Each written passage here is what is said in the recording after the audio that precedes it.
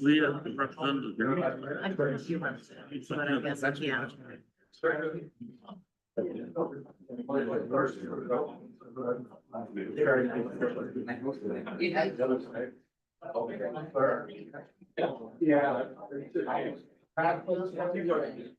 If it's suicide location related to suicide or something like 92 minutes. Yeah, none of that's relevant anymore. Because that all of you know, you got some good numbers first. Right down here. So we have. Start. I need to get mics closer to them and turned on. I turned it right here. This is not too long. Right. You guys ready?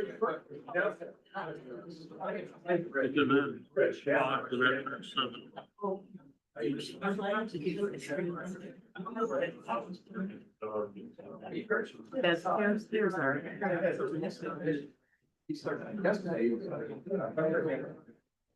Okay,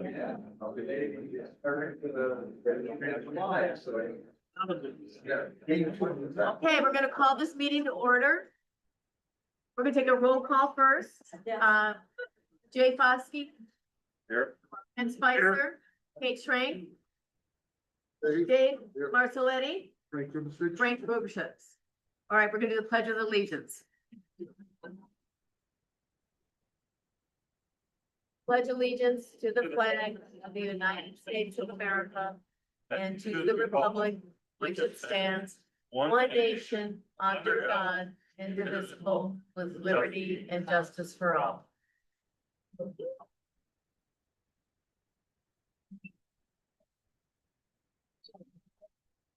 Okay, our first matter of business is to approve the agenda.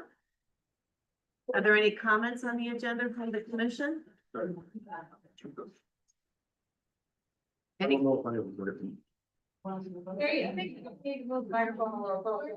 you hear me now? Okay. I'm asking whether the commission has any comments on the agenda.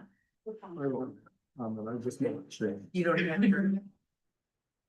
I can't either. No, that's okay. Okay, all right. Any comments on the agenda? No comments on the agenda on this side. Okay. We move to approve the agenda. I'll make a motion, we approve the agenda as it is. Dave Marcelletti makes a motion to approve the agenda as is. Do I have a second? I'll second it. Seconded by Frank. Favor say aye. All in favor, say aye. Aye.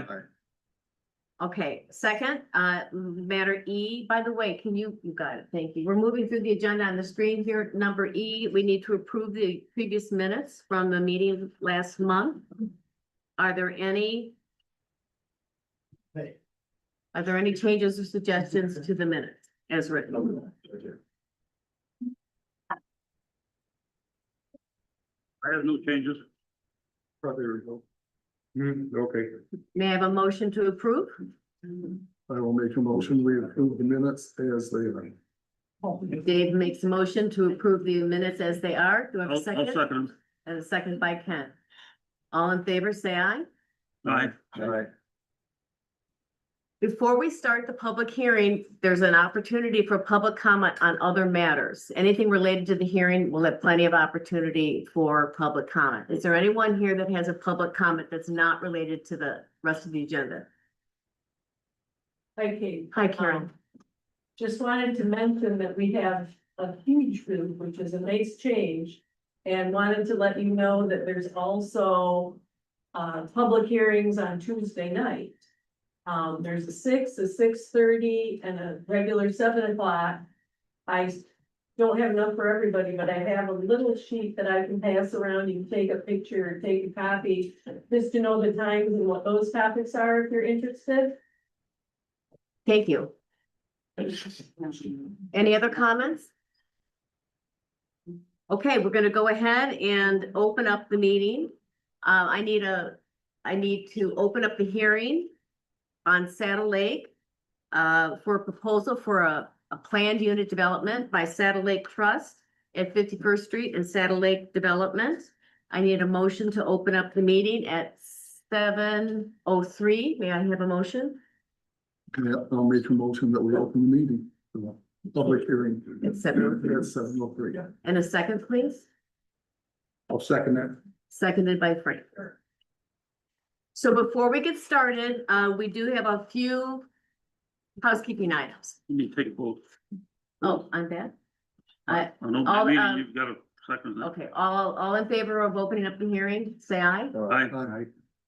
So we have a couple of housekeeping issues, and first of all, I want to welcome all of you for coming to this meeting. It's fantastic to see such a wonderful outflow, not to mention all the written comments that we've heard from, or that we've received, including just before the meeting began. I want to, is our applicant here? Is Mr. Said here? Yeah. I want to welcome our applicant. I wanted to say welcome to our community, and thank you for the time and the energy and the vision that you've put into putting a proposal together. And thank you for being here tonight to listen to our comments and our questions. As you can see, there's a lot of interest in this. And I want to say thank you to all the people, excuse me. It's hard to speak when others are speaking. I'd also like to thank all of the residents that have come out this evening, especially those that have passed petitions. That's a lot of work. I've done it myself. I know how hard it is, and I just want to say thank you. We understand that that's a measure of how important this issue is to you, and we have read these petitions. Even the ones that are coming in tonight, they're the same language as the ones we've already received, and we received a written comment from Karen Gruss as well, and a few others that I literally just got before the meeting. So I just want to say thanks again for all of the time and the attention you have given this matter. My job tonight is to make sure that we have an open and constructive and fair hearing. And that's what this is about, this is the place to have that public debate. You'll see we have the agenda on the screen, and we'll move through it so that you can see what we're talking about when we're talking about it. I would imagine mostly we'll be looking at the site plan, which we'll have up in just a minute. Jay, feel free to put it on the screen whenever you want to. There may be some other documents that we'll want to look at, and if we receive them before the meeting and they're on the agenda packet online, then we can show it to you on the screen, which makes it better for you. You can follow. When it comes to public comments, there's a section. Just go back to the agenda for a minute. Just go back to the agenda for a minute. Page 1.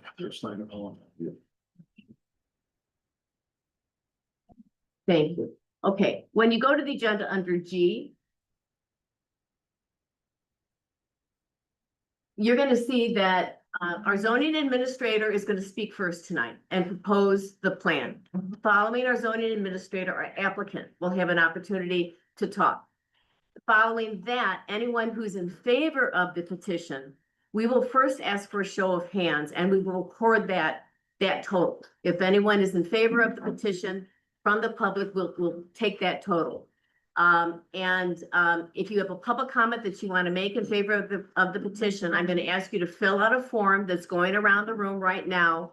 Provide a summary of your comment, and when it's your time under section G4, you can come up to the podium with your form, say your name and your address, and I'll give you 2 minutes to speak. I know that's not a lot, but we have a lot of people here, and you can understand that we could be here all night if everybody wants to speak. Similarly, right after the people that support the petition speak, then the people that oppose the petition speak. Now, we've had a lot of petitions, and my main request, really our request as a commission, is we're gonna summarize what the petitions say and get that into the record. So unless you have a unique comment, something that hasn't been said, would you be open to refraining from making it? We are open to any unique comments that haven't been said, but we have a stack like this of comments that we're gonna summarize in the record. Does that make sense? And that way, we're respecting everybody's view, but we're also not here all night.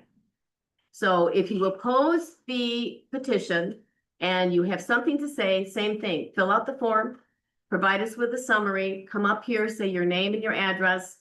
And I met both, if you fill out a form, it needs to go to Jay. After you've spoken, please give it to Jay. He's our secretary and he'll be recording. So are there any questions about how this goes? Yes? Is that form going on? It's supposed to be, there's a half page, yes. Do we have more? Are we out of half pages? Yeah. We can get some more. Would you mind passing those back for me?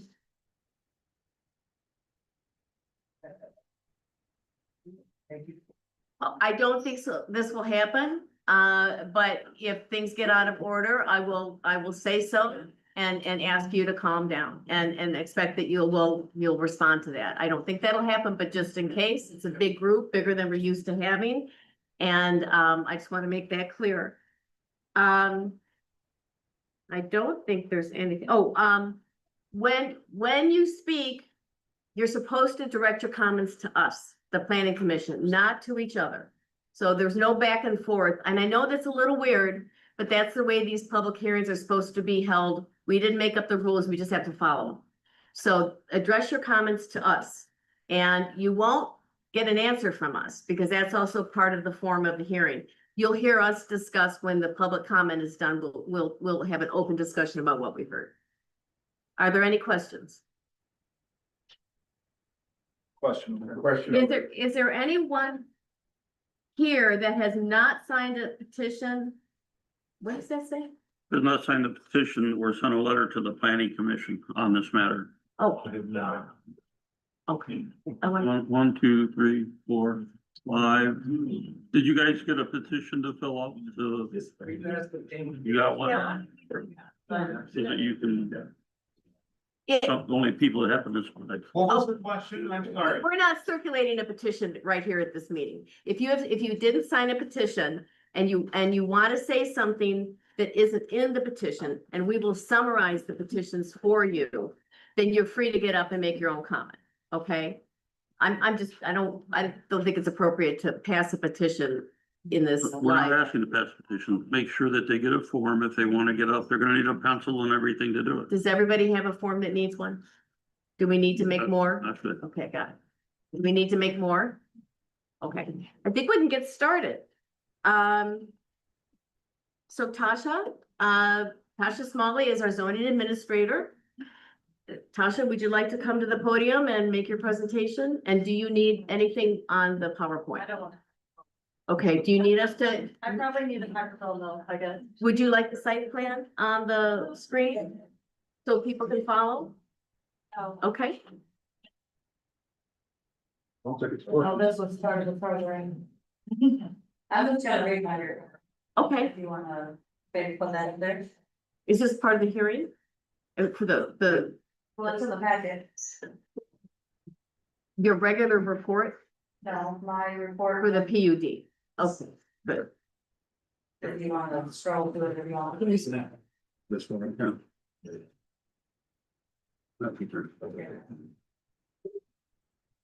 So this is my quick zoning report on just the basics of the property. Doesn't have an address yet. That's really low.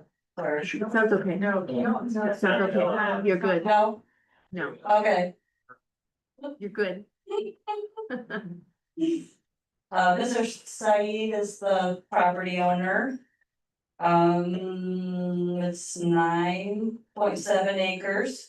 The petition is for a planned unit development.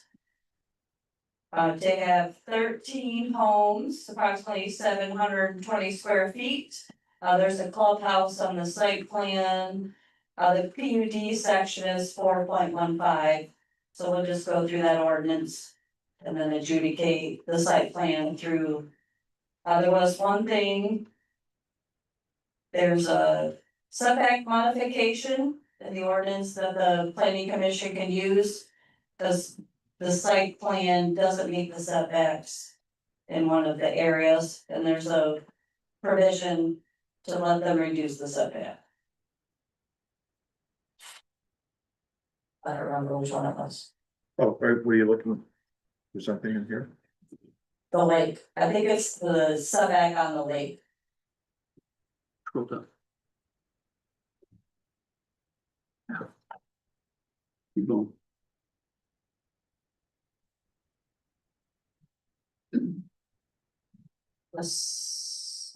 Setback on the lake. That's the letter from Oh, the, wasn't it 25 feet? it was 25 feet instead of 30, right? Correct. Was it on the wetland side by the No, lake? it's on the lake, the little piece that goes to the lake, that side. Okay. You know what, wanna go to the site plan? Yeah. Oh, Here.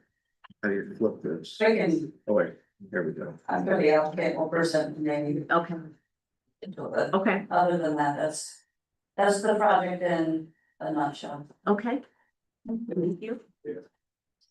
Mark? You need a bigger table than this?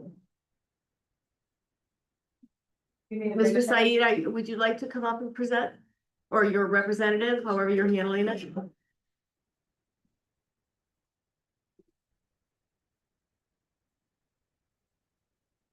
We need a bigger table than this one.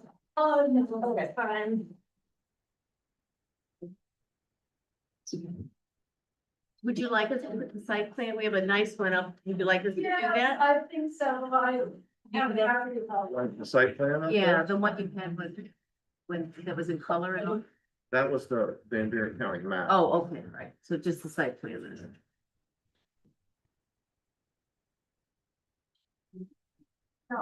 So it's 9.71 acres is the overall property. And then the open space would be 8.85 acres. And so then the rest of it would be where the driveways and we're proposing mini domes. And there's 720 square feet. So each one of them will be 50 feet away from each other, and then they are set back from the wetland 25 feet. And then the side, and front setbacks, we do the setbacks that are in the zoning ordinance. On the piece of the property that goes to the lake, there's 3 A-frames that are 720 square feet. And then the wetland is all the way around it, so we have to be 25 feet from the wetland. So we're proposing a 5-foot side setback next to those. So that was the only change from the zoning, ordinance. There's gravel parking areas for the A-frames across the street. And then each of those domes will have just like a 12-foot gravel driveway going to them that a car could drive up to. And then we had another parking area on the northwest side of the property. So I don't know if you have any questions, so the proposed driveway, the main driveway will be a 2-way drive that's 20 feet. And then the loop around to each of the mini domes will be 12-foot wide gravel. They'll all have septic and well and electricity. So we're planning on them being rental units. So for vacation rental units.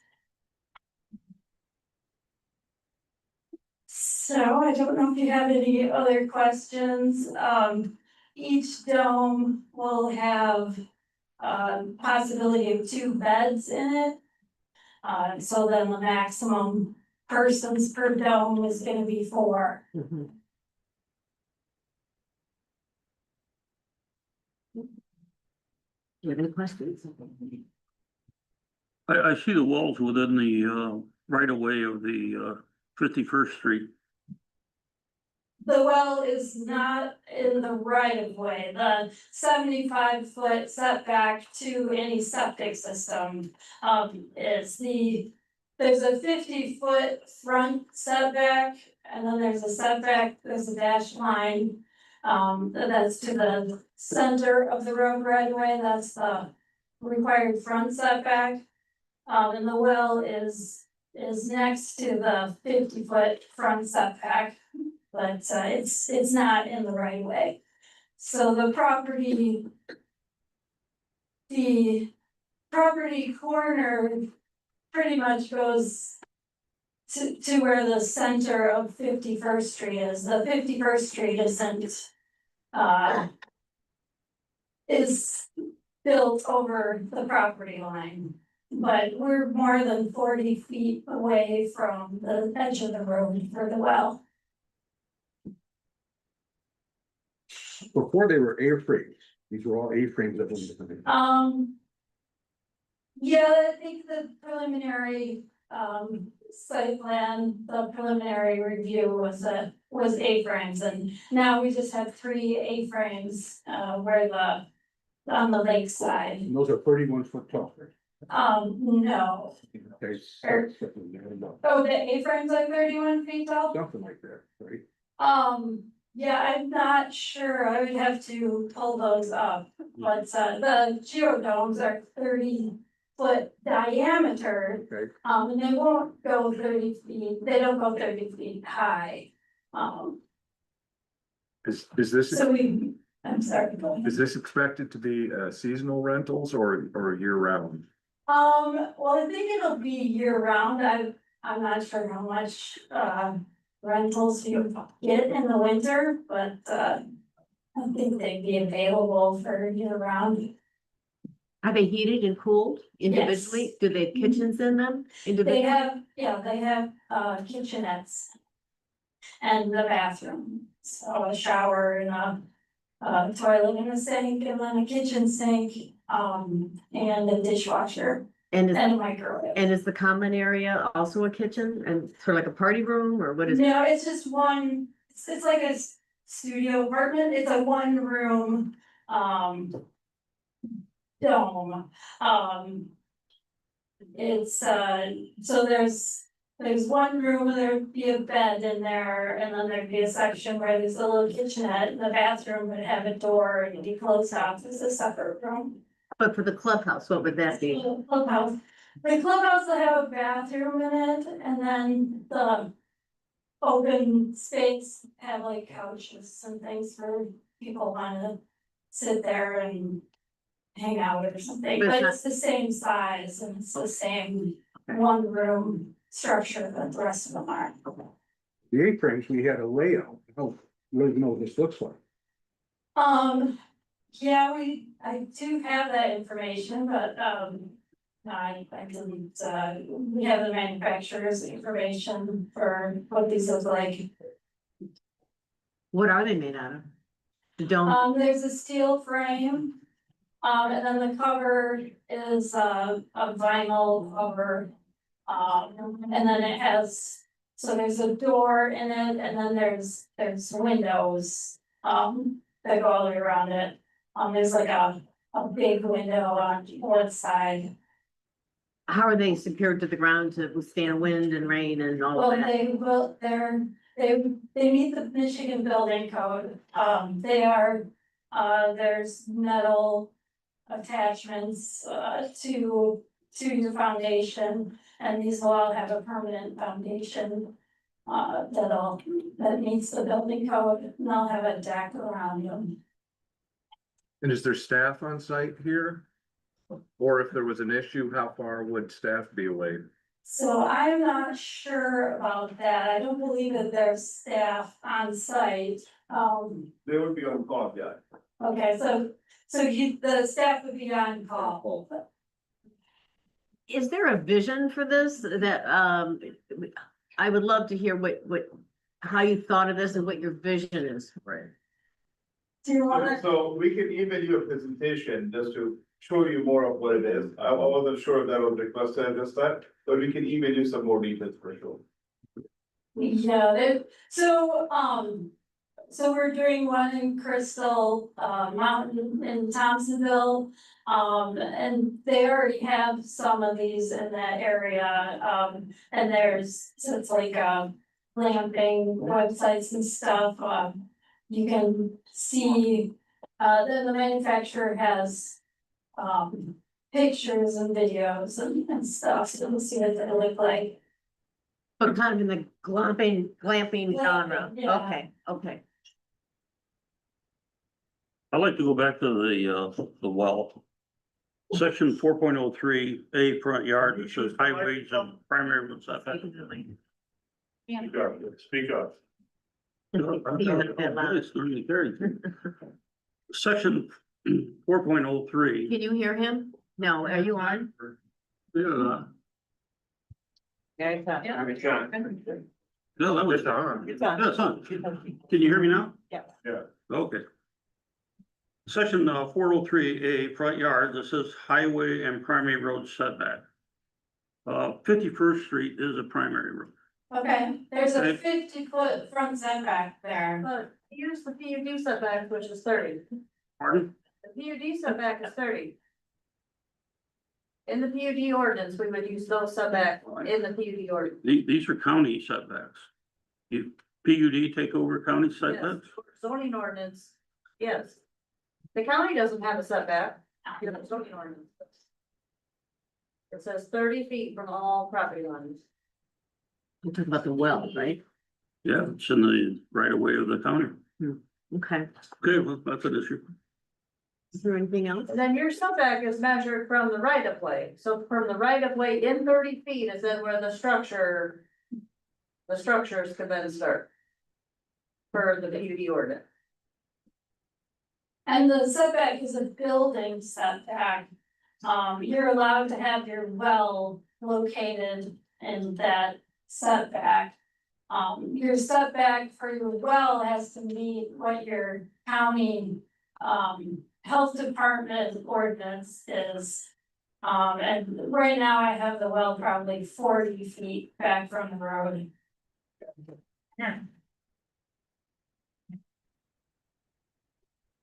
Primary parking. Are we gonna park in front of these or? Yeah, so a car will pull up in front of them. There's a 12-foot wide gravel driveway. So we did have, 2 parking areas where people could park and walk, to the units. But the, driveways go to each individual unit, so a car can drive up and park there. You used to have circles, now you just got, we ran out of space. Yeah, there's a circle on the left side, on the right side, we can have an additional, drive entrance. And sorry, could you state your name for the record? My name's Holly Mulheron and I work for Nordland and Associates and we're the engineers for the site plan.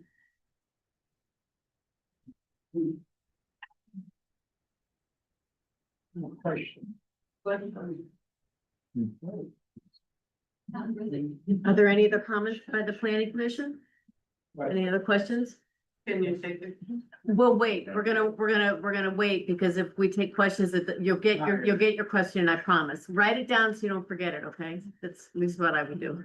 My age, Well, that's what I'm saying. Are there any other questions by the planning commission? What'd you say? Okay, thank you.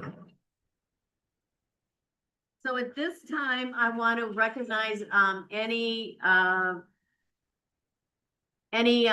residents that have submitted a letter in favor of this PUD, and I have not received any, but I want to ask because I'm not sure I got everything, because as I mentioned, literally before the meeting was started, I started getting documents. We looked through them quickly. The ones we looked at are not in favor. Is there anyone here that has a letter, a written, think they submitted written correspondence that maybe I haven't seen in favor? If so, please let us know. Well, I did speak at the last meeting when this was in the preliminary stages. I'm 100% for it. Do you want to come up and make a comment and give your name and address and tell us My what? name is Darrell Thomas. Come on up, please. Thank you. Do you have a form to fill out? Thanks. Could you, and when you're done, would you give it to Jay? Daryl, I don't have your form. It's right there. Okay, Sorry, I'm dealing with a sciatic. Yeah, I can nerve. tell you're in pain. I'm sorry. I can tell just looking at you what's going on. Yeah. thank you, sir. Ken remembers when they were here and they had it proposed. The reason I'm for it is I've been maintaining fire main 14 for 6 years. And I spent a lot of money on recycled asphalt, grading this stuff, and I get no help from anybody. I talked to the guy that was here at the preliminary, and their whole proposal is to take that area, clean it up, make it nice, increase property values, especially revenue for the township. And it's really gonna be a nice benefit. If you shoot them down because it's gonna be a seasonal rental, I doubt anybody's gonna rent a place during the middle of winter. All right, then you have to take care of meters reading, he has the same thing, and then all the B&Bs, cut them out. That's one of the many reasons that I'm in favor of it. Because it's turned into, well, considering the one neighbor that's right next to it, tree came down on the fire leak, Easter. He had a company take the tree that took down the tree on the property, shove everything in. Now I got a cesspool, and it's gonna cost, so, just a guesstimate, 10-15,000 to clean up that mess. So I'm 100% for it. So I don't see where it's gonna bother anybody. Somebody already asked the property owner to get out of the wood, we're gonna take it. So we're not gonna do this back and forth. I know you're gonna be really inclined to want to do it, but we're gonna let this man speak, please. Well, I mean, the township has to look at the opportunity as far as financial benefits from it. And personal opinion, if you don't live right there, what does that opinion really matter? You know, I don't see where it's gonna hurt anything. As far as increased traffic, I don't know how many times I've come down 51st Street, there's parties, and I gotta zigzag around cars parked along the side. So that's about all I got to say. Thank you. You're welcome. Is there anyone else who'd like to make a public comment in favor of the PUD? Anybody can bring that. Feedback. Just turn it on. Where's the mic? Right there. Right. Okay, we're gonna move on to the next section where I need to recognize, for the record, the correspondence that we've received. In opposition to the PUD, but I'm first gonna ask a question by raise of hands. We have one person in favor. We didn't take a raise of hands. Let me do that. Is there anyone else by raise of hands that's in favor of the PUD? So we can put it in the record. Okay, so one person. By raise of hands, is there anyone, thank you, Daryl. By a raise of hands, can you raise your hand if you're against it? So we need to count. 2, 3. Can you help me, Ken? 13. Should we just count off? 1, 2, 3, 4. Is there an easier way to do this? I think you guesstimate. Can we guesstimate? You can put your hands down. Is there anyone who's not, yeah, is there anyone? 99%. Pardon me? 99%, there was one guy. Yeah, I just trying to figure out how many people were here. Yes? Were you raising your hand to say you're in opposition? Okay.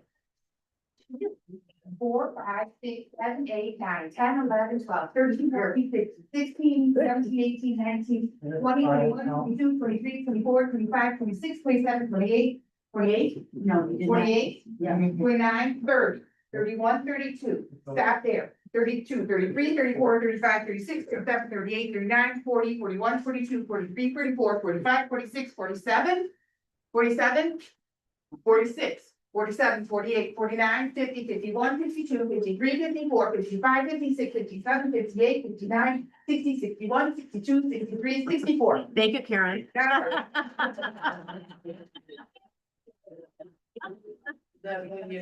Oh, my homeschool. Okay, we had some public comments submitted, in time for us to include it in your packet. First is a letter from, or the petition letter. Can you just click on that for me? Which one? The very first entry, petition under G5, the very first link. We're gonna go through all four. So this says, I'm gonna summarize the important points. We oppose the approval of this PUD for the following reasons. Number one, negative impact on property values. The introduction of a high volume, short-term rental complex in a residential area could reduce desirability of nearby properties and lower long-term home values. Number two, disruption of the neighborhood character. A revolving door of short-term guests undermines the established community-oriented atmosphere that residents and property owners value and preserve. Number three, safety and security concerns. A weekly turnover of up to 48 unfamiliar guests presents risk to the neighborhood's safety, especially with limited oversight and screening protocols. Number four, increased noise, activity, and nuisance potential. Short-term rentals often bring elevated noise levels, parties, and other disturbances which degrade the quality of life for nearby residents. Number five, traffic and infrastructure strain. Increased vehicle traffic on narrow roads, including emergency fire access routes, threaten road stability, and may hinder emergency response. Number six, environmental impact. Development of this scale may cause soil erosion, limit wildlife access to the lake, and disturb the surrounding natural habitat. And number seven, incompatibility with residential zoning intent.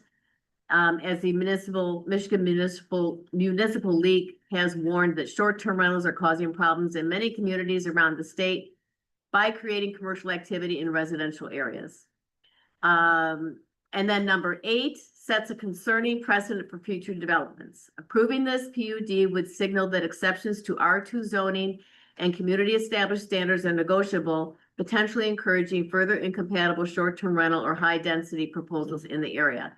And this could lead to incremental erosion of the residential character of Saddle Lake and surrounding neighborhoods. There are multiple signatures for this petition. We haven't been able to count them all. Before the meeting, with the petitions that we did receive, we had, how many signatures? 154 unique signatures.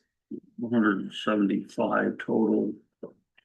Let's say it like There's this. one more that wasn't counted. There's, okay.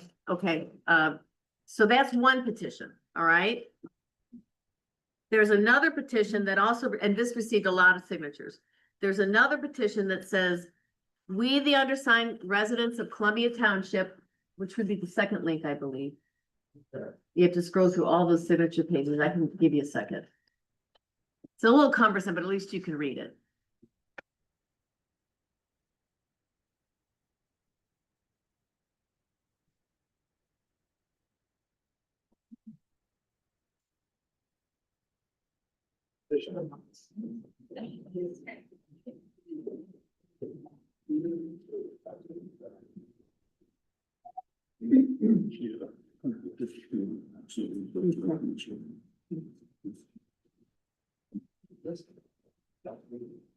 A lot of signatures.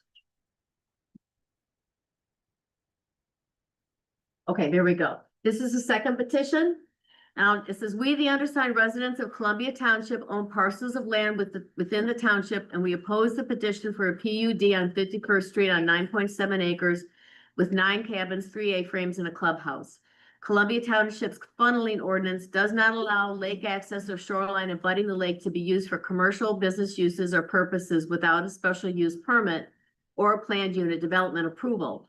In no event shall property consisting of a swamp, marsh, or bogs be altered by dredging, the addition of earth or fill material, or by draining of water. The site plan does not have turnaround at dead ends. Michigan Court of Appeals has ruled short-term rentals is considered commercial use.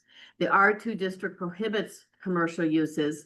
The R2 district principal permitted uses are single-family and two-family dwellings in accordance with ordinance 4.10.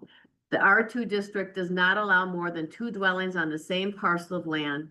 The site plan does not identify the number of bedrooms and dimension of the buildings and is not located on the site plan. Only 1 or 2 family dwellings are allowed in R2.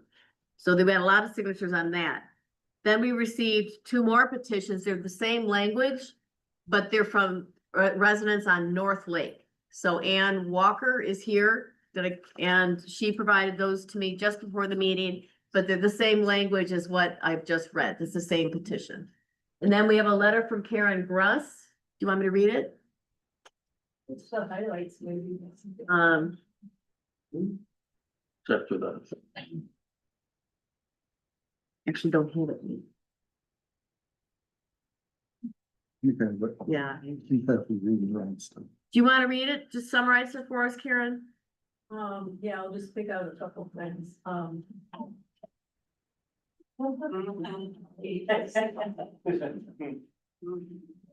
I generally object to locating any planned unit development in R2 district. I further object to granting a setback variance specifically on this proposed project. It is my interpretation that proposed project conflicts with the anti-funneling ordinance. I am totally unconvinced that putting a note on here that only 3 of the A-frames would share the waterfront, that could or would be enforced by the owner. For the serenity of said lake is one of the main reasons, and wildlife for opposition. Thank you. And then we have one by a Tom Bros, okay. Who is not in favor, doesn't, it looks like it's more of what we've heard. Is Tom here? Okay, can you just bring it up to the screen? It's a long letter, I'm scanning it,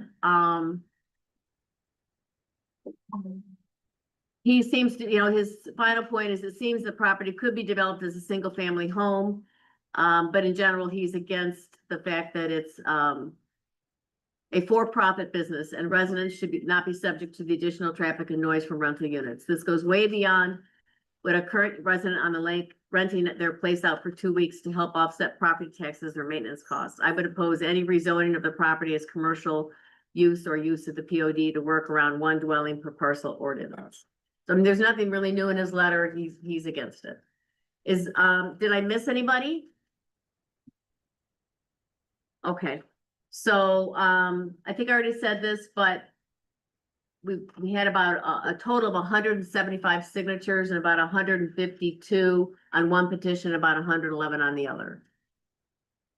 So is there anyone that would like to, make a comment in opposition of the PUD that is something unique and different than what you've generally heard? You have, you might get. Hopefully, I just put some water on myself. Sorry. Do you have a form? Did you fill out the form? Yes, Could you? Do I have it? Okay, yes. And can you state your name, please? Maurice Falcons, and your address? 10272 51st Street, Grand Junction, Michigan. I have the form here. Okay, Oh, just can give you it to bring- when can you're you bring me done. the Yeah. form? So one more thing I want to add is, some of the neighbors said that there is threatened spotted turtle in that marsh, in that area. And we contacted DNR and they actually checking it right now. We should hear from them soon. And this spotted turtle should be also categorized by federal level as endangered species. They working right now, they're reviewing right now. Okay, thank you. Yes, sir. Would you like to come up here, please? Thank you. And if you have your form, you can give it to Jay when you're finished speaking. Yeah, I already gave it in, I'm afraid. Thank you, Oh, okay. okay, and sorry, what's your name? First name is Robert, last name is Vogt. Okay, how do you spell your last name? V is in Victor, O G T. Okay, thank you. Make sure I don't go over time, but I'll move as quickly as I can. The one concern I have is that if you review the petition that's been submitted, there's no mention of Eagle on it. As all of you know, I'm sure the Department of Environment, Great Lakes and Energy are the ones who govern wetlands. If you look at the map that's been submitted, most prominent feature in there are the wetlands. Now, I don't know what to say, except my read of what the map says is there's 5 homes on one side of the wetlands and then 3 homes on the other. But without Eagle coming out and getting them, they've got to give a permit. I've spoken to them. It involves wetlands, and obviously this does. Eagle has to give a permit, and I would give a permit first, only because the drawing is based on wetlands, as you saw, but who determined that? I mean, obviously, if there's water on the ground, that would be wetlands, but just because where I'm standing now might be dry, does not mean it's not wetlands. The only one who can do that is a scientific study by the professionals, who is Eagle, the Michigan Department of Environment, Great Lakes and Energy.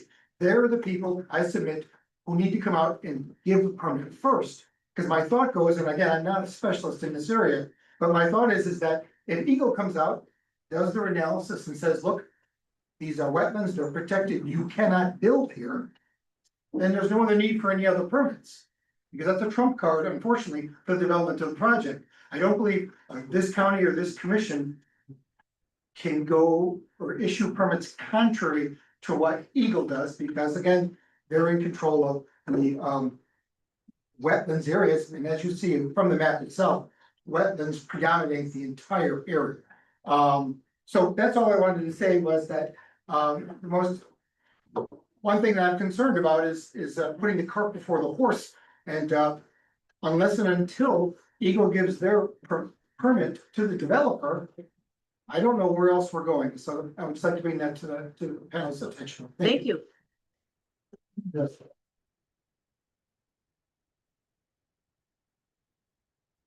Is there anyone else who would like to make a comment? You could just take turns. Come on up to the podium. Watch it. Yeah. Would you like to get it or thank you? Grab the mic. So don't go up the. Worried that it's They're gonna real fall. easy. We broke it a couple times. Oh, yeah. So you want to hand it back to Frank, and then Frank can give it back to them? Frank, you're gonna be the handoff on the mic. Thanks. Yeah, state your name, please. Ray Westgrave, How do you spell your last name? WESTSTRATE. Say that one more time. WEST. Another STRATE. Okay. I'm Sure. confused on the site plan, they're saying 13 cabins. Cottages, whatever they're calling them, and I'm only counting 12 on the plan, plus the clubhouse. And down on 51st and the fire lane, there's right of ways to that electrical that you cannot put septics under. You can't put wells under them, and you can't put buildings, you gotta have 15 feet on each side of them power lines. And there's no room down there to do what they wanna do. That's my comment there. In the wetlands, you have 50 people tromping all over that swamp, next thing you know, there ain't gonna be nothing left there. It's craziness. You need permission from DNR even to put a board down across the wetland.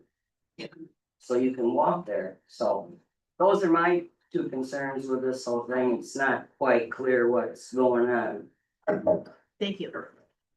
Next, You hang on to it. Thank you. Yeah.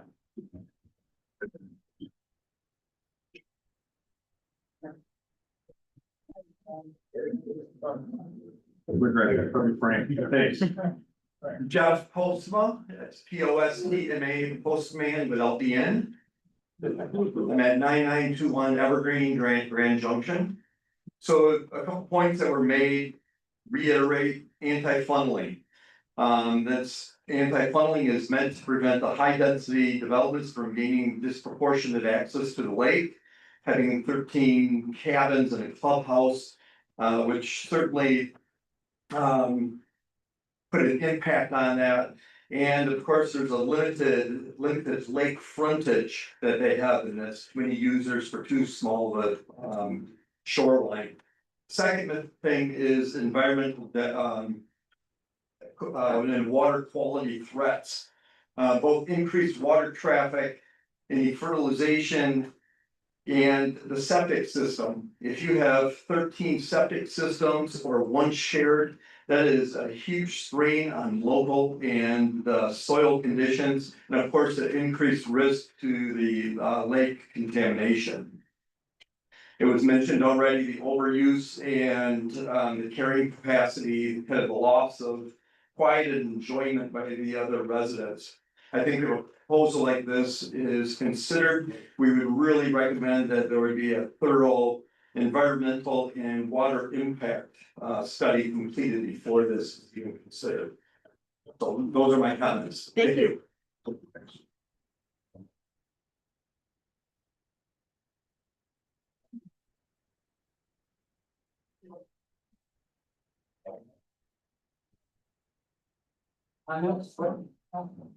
Thanks, Gary.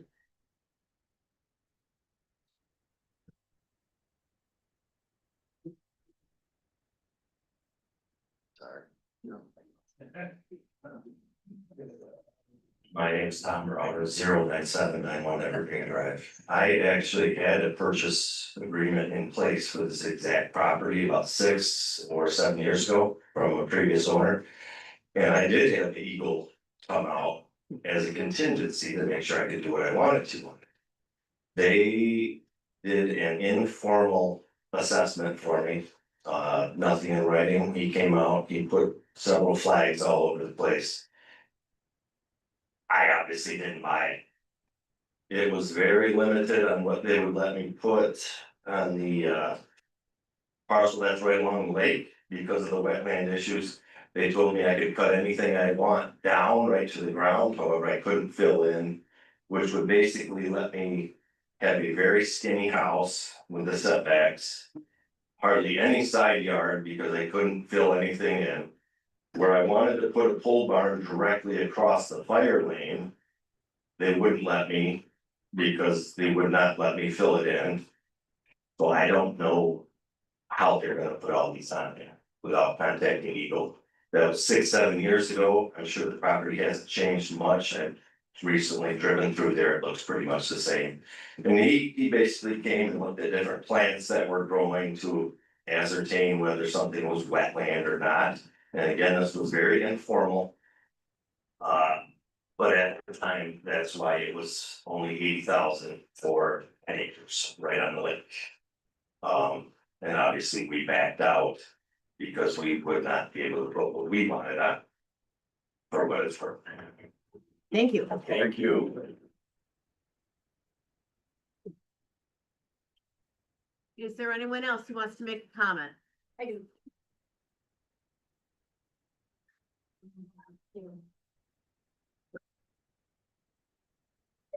Thank you. I'm Janice Davis. My address here in Columbia Township is 51390, County Road 384.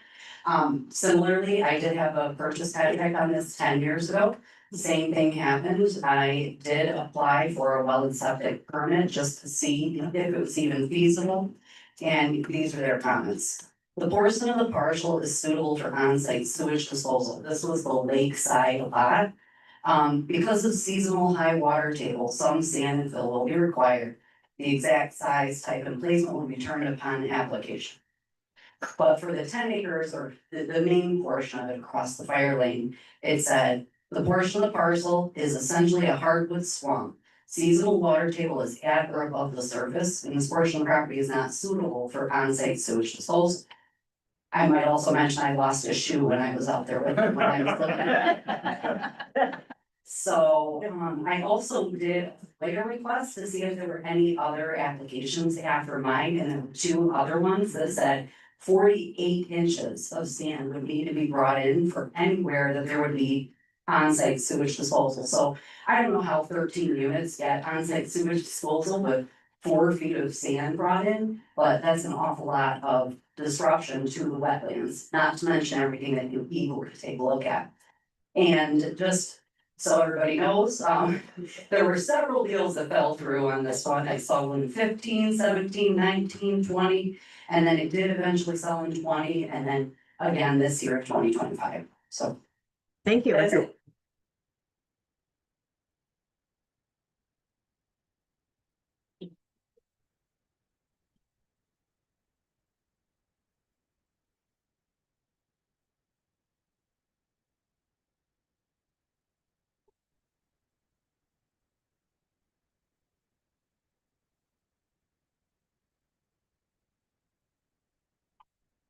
Marcia Lukens, 09684 Evergreen Drive, Marcia, sorry, how do you spell your last name? LUKENS. Okay.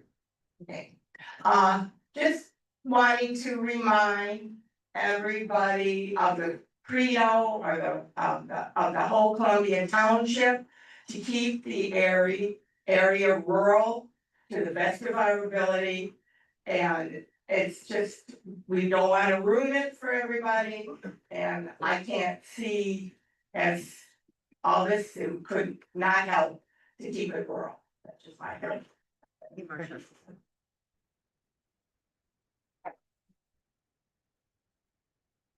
there anyone else?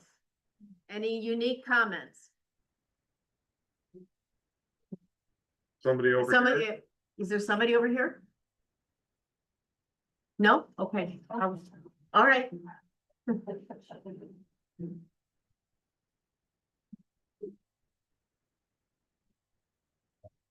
Thank you.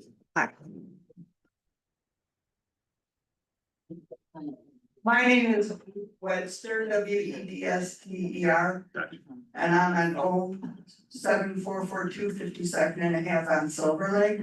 And I just want to make a comment. I really like all these comments and I've learned, but I think representing Silver Lake and probably the people from North Lake, if we start approving these kind of things, and we start talking about funneling, and we start talking about the overuse of the lake. I was just, at our Silver Lake meeting this year, we talked about the phosphorus levels going up. You're gonna have 13 fire pits out there every week, week after week after week. The environmental impact besides the wetlands, just for these smaller lakes, I just think it's something that we don't wanna start.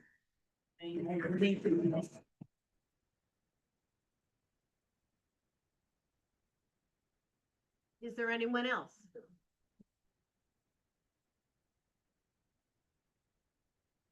Okay, no other comments, public comments in opposition. The applicant has an opportunity to rebut. And so I would like to ask you to let us know if you would like to make any comments.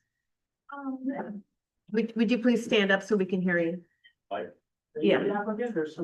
Yeah, applicant or. The owner Would you, I'm sorry, but we need to hear you. Yeah, thank you. I know it's crowded. Thank you, I'm sorry. Thank you. So I was the engineer that worked on the site plan. So one thing I would mention is that the wetlands were delineated. We are professional engineers and we are qualified by the state to delineate wetlands. So there will be no construction in the wetland, and we have a 25-foot setback to any of the structures from the wetland area.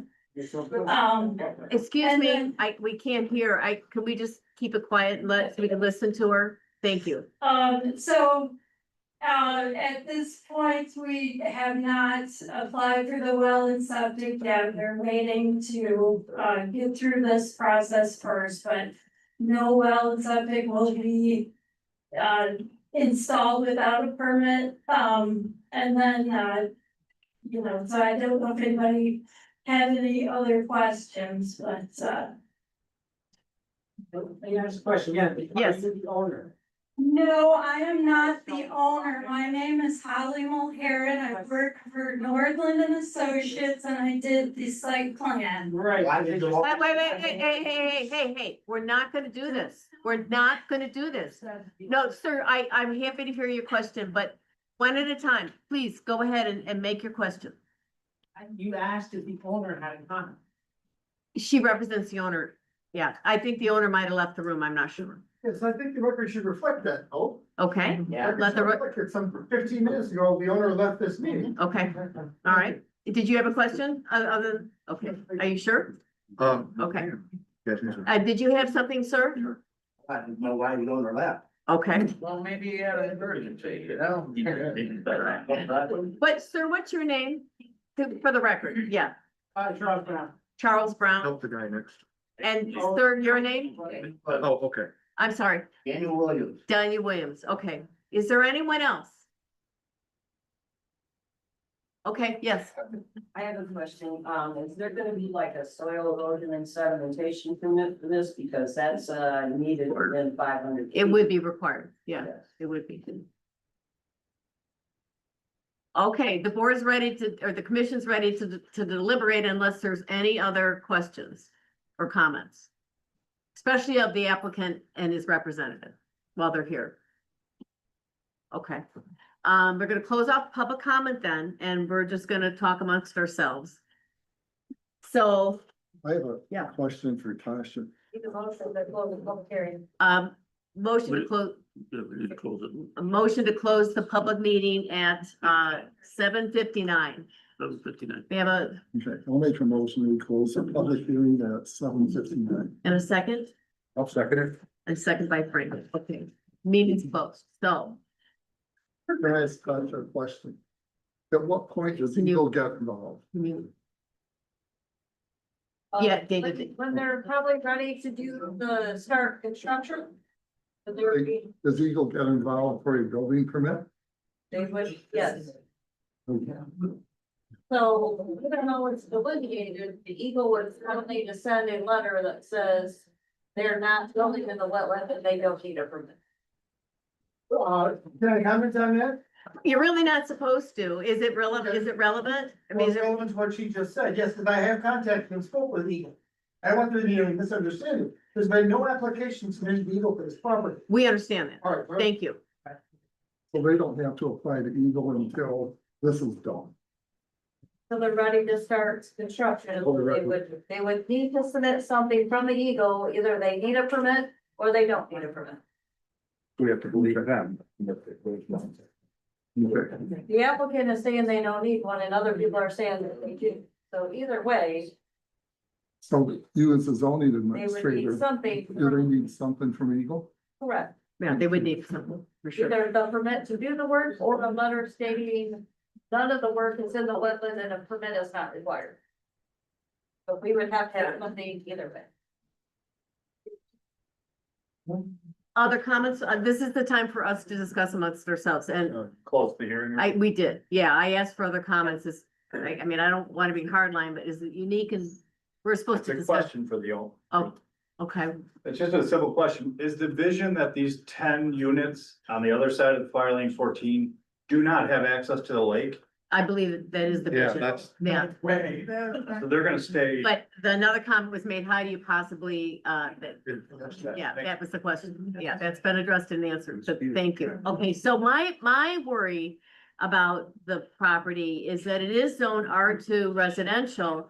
And the Supreme Court and the appellate courts of Michigan have been, right, I mean, 5 or 6 cases, 1, 2, 3, 4, 5, have all said, when it comes to short-term rentals, which is what this is what, it is a commercial use and they are not allowed in a residential section unless we want it. And as a township, we are in the process of making that decision. There already are quite a few short-term rentals all around the township. That's on our agenda tonight. It was on our agenda last month too, to decide as a township, do we want short-term rentals? And if we do, how are we gonna regulate them? But for now, on the plain face of the ordinance that the application is being filed under, it's a residential. And if anyone were to push on that and try to bring a commercial property, and I am certain we would win. The courts are unequivocal that unless we, the township, want this to happen, a commercial property in a residentially zoned area, it's not gonna happen. So as a township, we have a lot of things to think about because it's not just this property. And I don't, and we actually have a bunch of short-term rentals in this township. But, that's my comment. And then even if they were going to do permanent housing, which would actually be more in keeping with what the PUD is looking, the PUD, as I read it, isn't for short-term rentals. The PUD is for, long-term housing. In fact, if you look at the face of the ordinance, it actually says it was envisioned to assist with young married couples who are looking for a place to live, seniors who maybe don't want to live in a big house anymore, and other folks that are looking for smaller places to live. That's what the PUD is. It's not a short-term rental ordinance. It's just not. And I'm not making this up. I didn't write the ordinance. It's just the ordinance that's on our books. So even if the applicant were to change his mind and make it a permanent 13 unit development, there's a lot missing in the application. If you look at the special use permit ordinance that we have, it requires environmental studies, it requires community impact studies. So I'm so impressed by all of the comments that have been made tonight and all the effort that's gone in writing, because that is community input. The thing is that the applicant's supposed to do it too. The applicant's supposed to do a community impact study under our own special use permit. And none of that is done, which is why you're all sort of wondering, have a lot of questions. So I don't see how we could possibly approve this. And I do think we may want to have our township lawyer take a look at our understanding of what the rules are. Am I correct that, the courts say and a short-term rental is commercial and doesn't belong in a residential zoned area if that's not what the township wants. So I would be in favor of getting a legal opinion from our township attorney on that point. And I'll shut up and see what other comments other people have. Well, I agree with you about the definition. That's for family. Yep. Single family or double family, and this is that doesn't make it transit, so it's not it becomes a business, more like a motel instead of a actual residential area. Other comments? Questions? No, I concur with you. But do we really have to extend this? I mean, for our own safety or? Or do we need to just? You wanted to take a vote, you want to make a motion? I'll make a motion to vote on this, yeah. I Okay. mean, this is really pretty contract. You did say that he has an opportunity to rebuttal it. He did. But this was pushed out right in front, and he knew as fast as we did about this, so. That's true. Plus he can appeal. If this doesn't go his way, he can. Yeah, so I say we take a vote and then see what happens after that. I mean, because we keep on putting stuff forward. Yeah. We keep on on certain things. What do you, I think we ought to seek the advice of the attorney before we make any decision. Yeah. somebody want to make a motion? I don't want to move too quickly. I don't want to do anything that would be considered illegal, so maybe.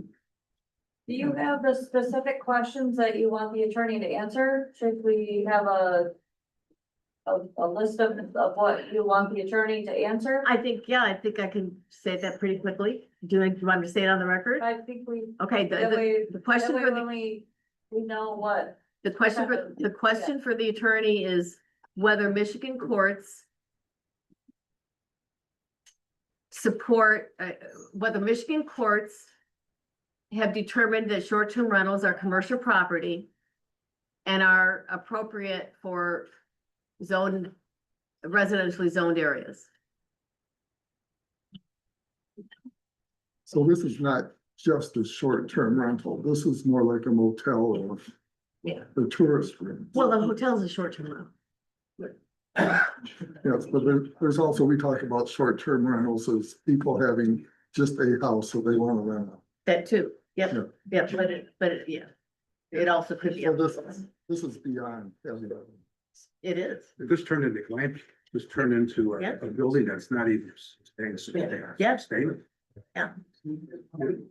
And then the other question is, well, I think just that, I think, I think you had that answer to it, but to ensure that do you want to this, say it out loud? Yeah, I think we should add to that about the, planned unit development section of the ordinances also provided in order to, growing demand for housing for young married couples, senior citizens and existing residents, may be met by a greater variety that's the of, plain language of our own ordinance, there's nothing to debate. well, Yeah, I mean, there's a question whether basically, an individual can, do other than that. okay, so is there, under our ordinance, would it be appropriate for a PUD to be a short-term rental under our current ordinance? Yeah. Okay, Well, commercial. Yeah. AKA commercial business, yeah, that's the first question is it in fact commercial? And second, if it is commercial, is it appropriate for a PUD? Right. Okay. I don't know how you can argue that it's anything but commercial. Cause you know, they flat out say this is not residential, this is not somebody's home. This is an easy question, but let our lawyers answer it. That's what the application fee is for. Make sure we're doing our job right. And we'll get that back and make a decision. Any other comments? Did you want to contact our attorney? Happy The to. funneling in there too, that's not an issue yet. I don't, do we want to have an opinion? I mean, the more we ask, the more we think. Do we need to have a funneling? Do we want to, do we have to ask a funneling question at this point, do you think? Or do we have the central questions already? Ask a funneling question. Is it appropriate to have a short-term rental? I have to think about even how to say that. Do we need to ask it? Well, I think if we get beyond the other two, I think we could ask. more Yeah, I questions. think so. I Yeah, think- I think so. I think we got a showstopper. If we don't. I think we have a 1 and a 2 that, yeah. Property right there. Okay, There was a perk test taken. My son has a piece of property right on the wetland, and he has the last piece of property that he can build on. I personally saw the hole where the perk tests were taken. And it failed. And that was on the other side of the fire lane. Has any tests been making? Is there any reason why they can build on that? That land has been, I've been up here 50 years. And it's been a wetland for 50 years. I mean, it's been flooded for 50 years. So what gives us the reason that these guys will legally be able to build on there? thank you, thank you. Are there any other, we've closed public comment, but I think we're winding down here. So is there anything else that somebody really wants to say? Do you all, okay, so should we have a motion to contact? Okay, yeah, I don't understand why the board is going to an attorney, because the attorney's not gonna know everything that was presented here tonight. They're gonna have one question, they're not gonna know the context of the question. If by chance, I don't know how you're gonna vote, but let's say you deny it, then they have the opportunity to go to the Board of Appeals. I don't disagree with you. The two questions that we're giving here are pure legal. They're pure legal. This goes, they're not, the issues of the community that would come in. If the project were to go forward, we'd have to insist on a community assessment under the special use permit ordinance. They would have to do more than they've done. So the questions that we're giving to the lawyer are sort of like, are just straightforward. Can we even do this? Yes or no, before we get into the underlying questions. My supervisor is suggesting that we go to the lawyer. I'm in my job 3 months, so I'm comfortable deferring to him. On this issue, is anybody else uncomfortable? giving this to the I attorney? gotta go ahead and vote, but I Okay. will defer to Ken because he usually knows best. Unfortunately. I think we need to send the petitions over along with, You're making more work than there needs to be. Yeah. Yeah, but we'll talk about it. Okay, what about you, Frank? What do you want to do? We need a I motion. still split my. Yeah. You'd like to vote too. Mhm. Well, how about you, Jay?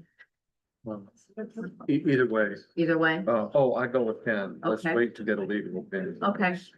And I think I would be more comfortable getting the legal opinion. I just think he's put a lot of effort into it and I just think we need to make sure we're right. I'm pretty sure we are, but it shouldn't be a big deal for her to get us these answers. They really are pretty straightforward. Could we, yeah. Robert Bianski, on 0936 Woodward. Just like to say, it's really trying to get the attorneys involved, but the onus should be on the land, on the property owner. If they don't have, if they can't get environmental approval for it, then it's all moot point. Right, so why you don't even have to get the attorneys involved, because if they can't prove that they can build on that, then. Yeah, vote no, and then let it. The reason to get the attorneys, that we're giving the attorneys let me restate it, they're giving the lawyers two legal issues. Both of which give us a chance to just say deny it or approve it. Number one, we're asking the lawyer to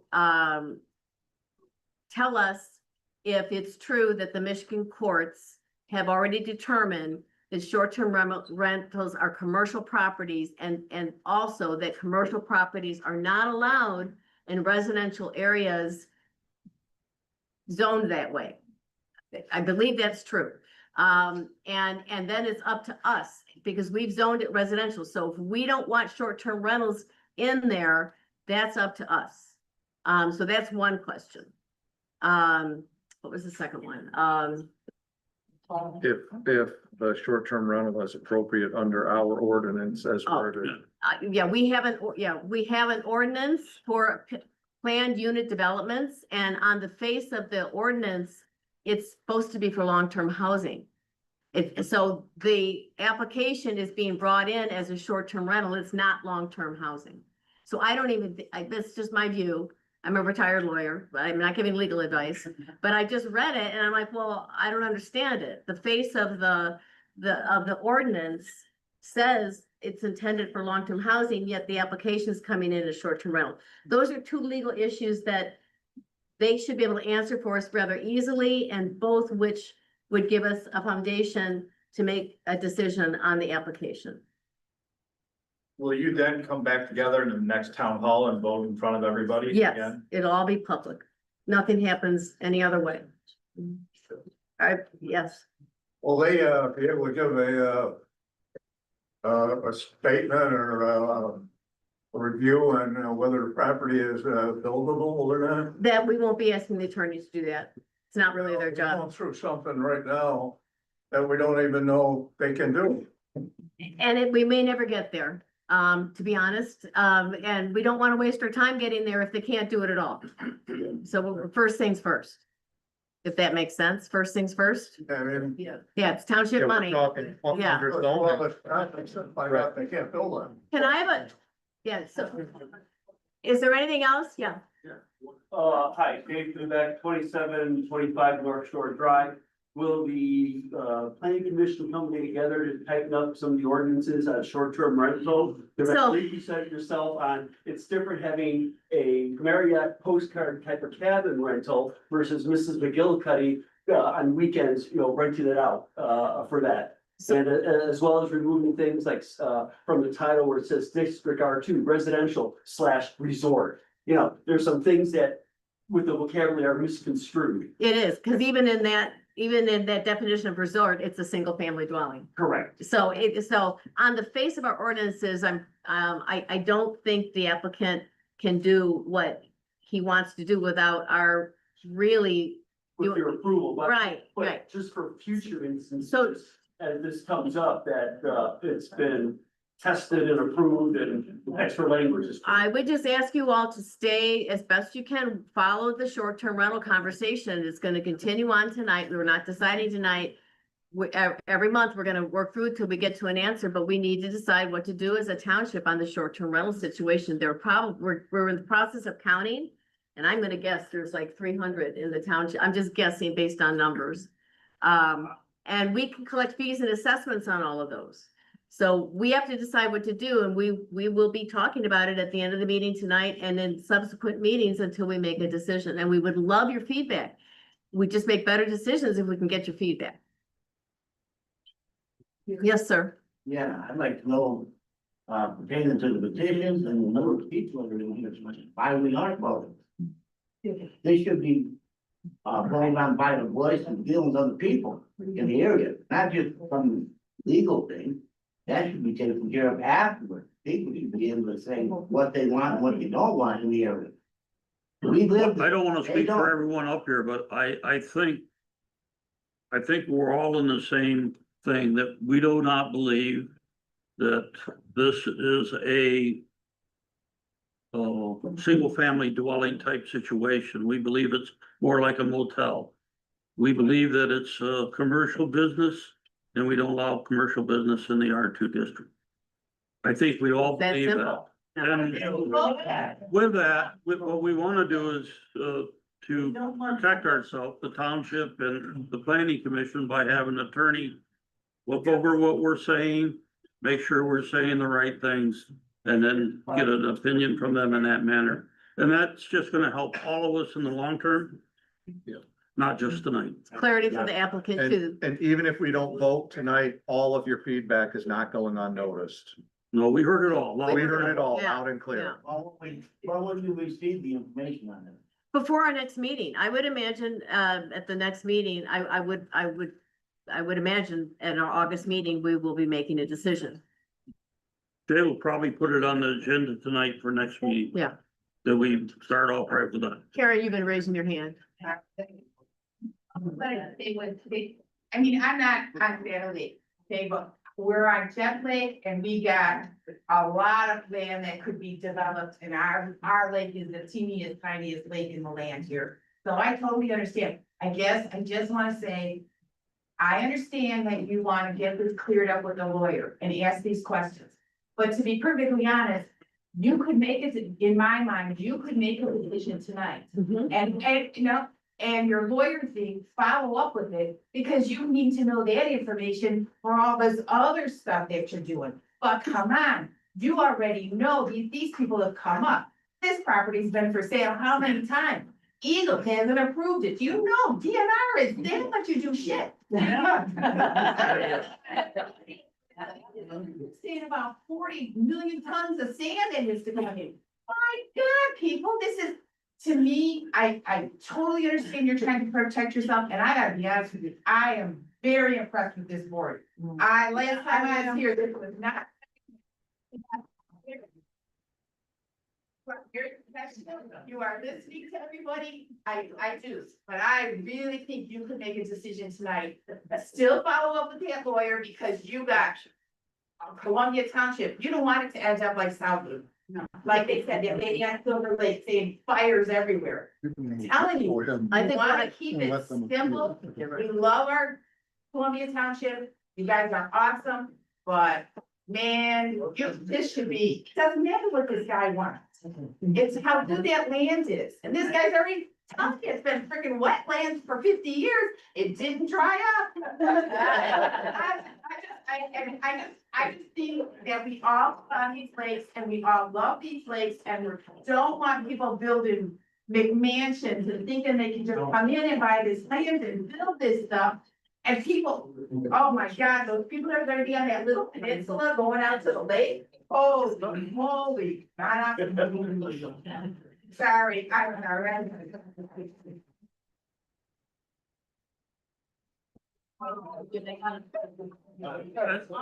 Just a point of view from our side of it. Our side of it is, we have two petitions that went around and gave us a lot of information.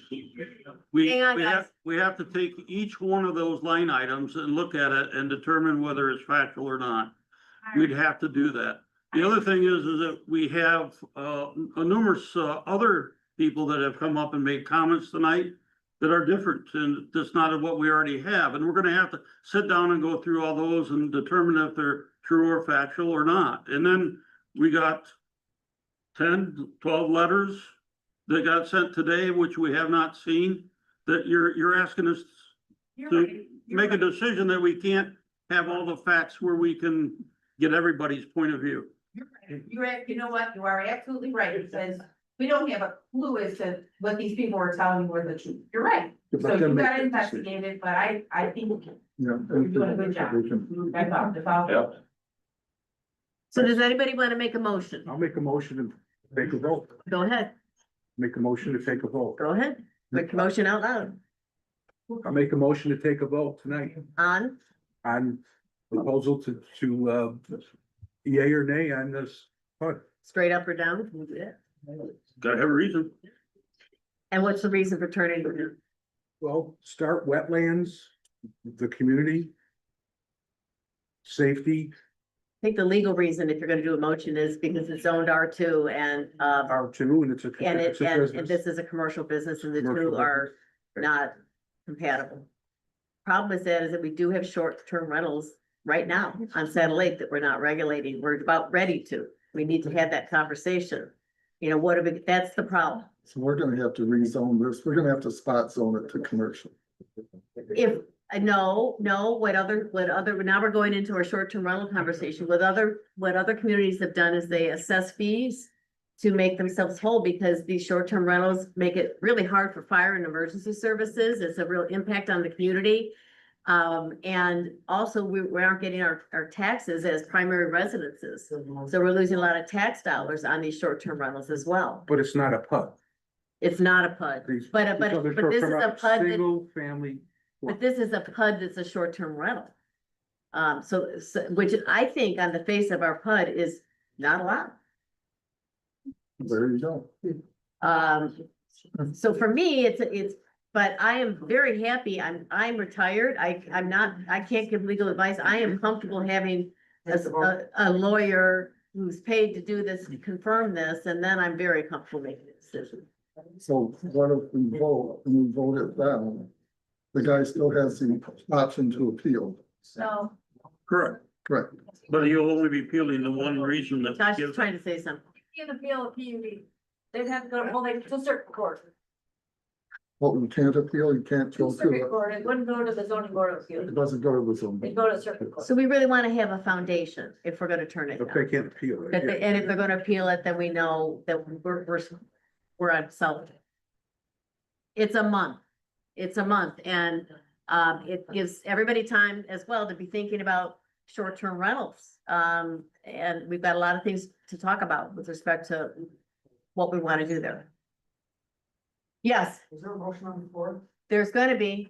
You guys okay if we go to a motion? There is a motion on the floor. You started. Okay. Start a motion that we vote on this tonight. On the act that it's a business in the residential area.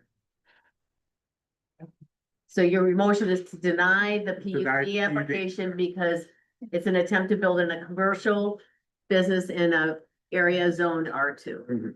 Right. And I would add, and our PUD on its face does not allow short-term rentals.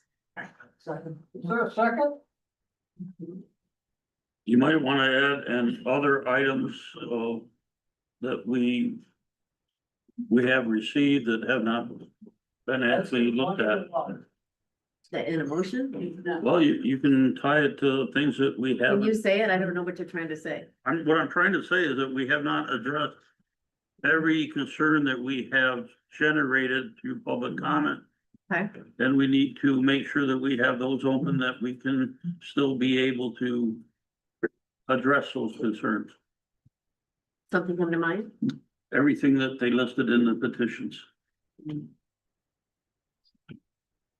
Okay, well, we can vote on Frank's motion. Well, let's do that as a matter of procedure, and then we can have a second motion if that motion doesn't carry. So, No, I'll second the motion. that we have. so we'll take a vote. Frank, Yay. David, is to deny it, Yeah, deny it. I'll vote for a month extension and go to the lawyer. I'll go for a month extension, go to lawyer. I'll vote for a month extension and go to the lawyer.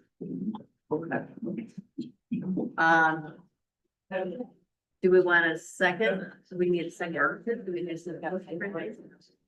Oh, we got one that came up as a attorney, we get a motion to take, I don't think you need it. All right, so we're gonna take it. All right, thank you, everybody, and I'm gonna ask you to stay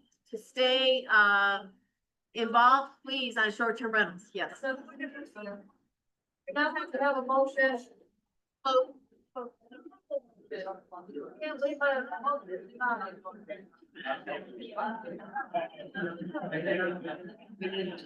we got a motion by 9. So, all right, we need a motion to send this to the lawyer. Yes. Okay, so I'm gonna, good night, everybody. Nice to meet you, Karen. You know, you Oh, okay. Staples here on the table, so down there.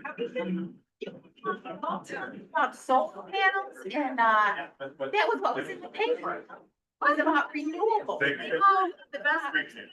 No, it's, Mike's gonna leave it up, there's gonna be a hearing that hasn't been set. Okay, are you on Facebook? Are you on Facebook? Yeah. Follow the commission, Columbia Township Planning Commission. I have. Okay, yeah.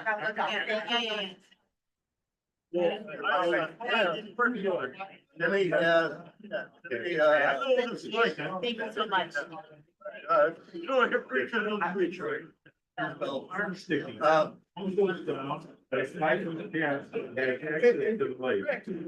You can't build that. I don't know what's here. Still in the meetings.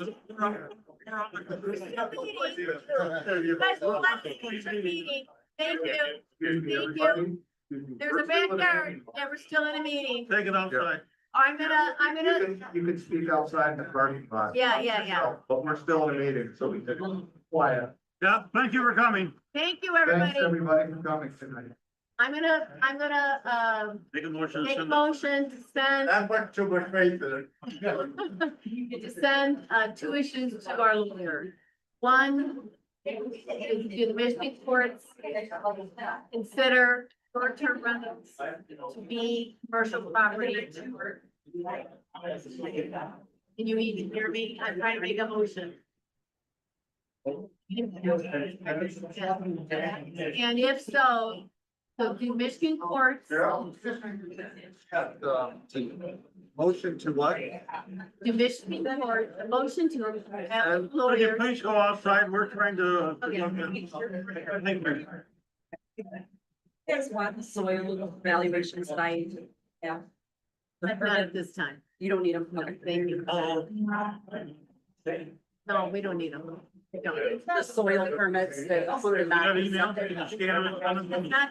It's not, Yeah. Never mind. Yeah, thank you. No.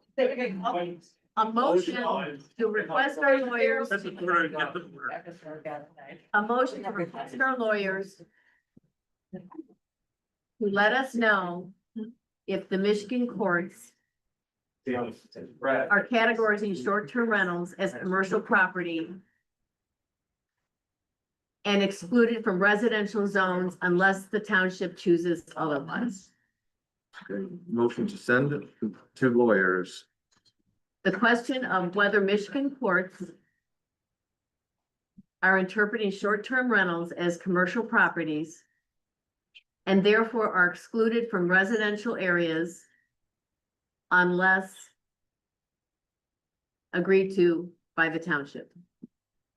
You know, this will be on the record too. Okay, the second one, That's a different question than the PUD though. the second question is, does our PUD ordinance, is it her opinion that our PUD ordinance applies to, long-term properties, whether it can be interpreted to allow short-term rentals or whether it applies only to Whether long? short-term rentals would be included in. Yeah. Or could be applied for under this. Yeah.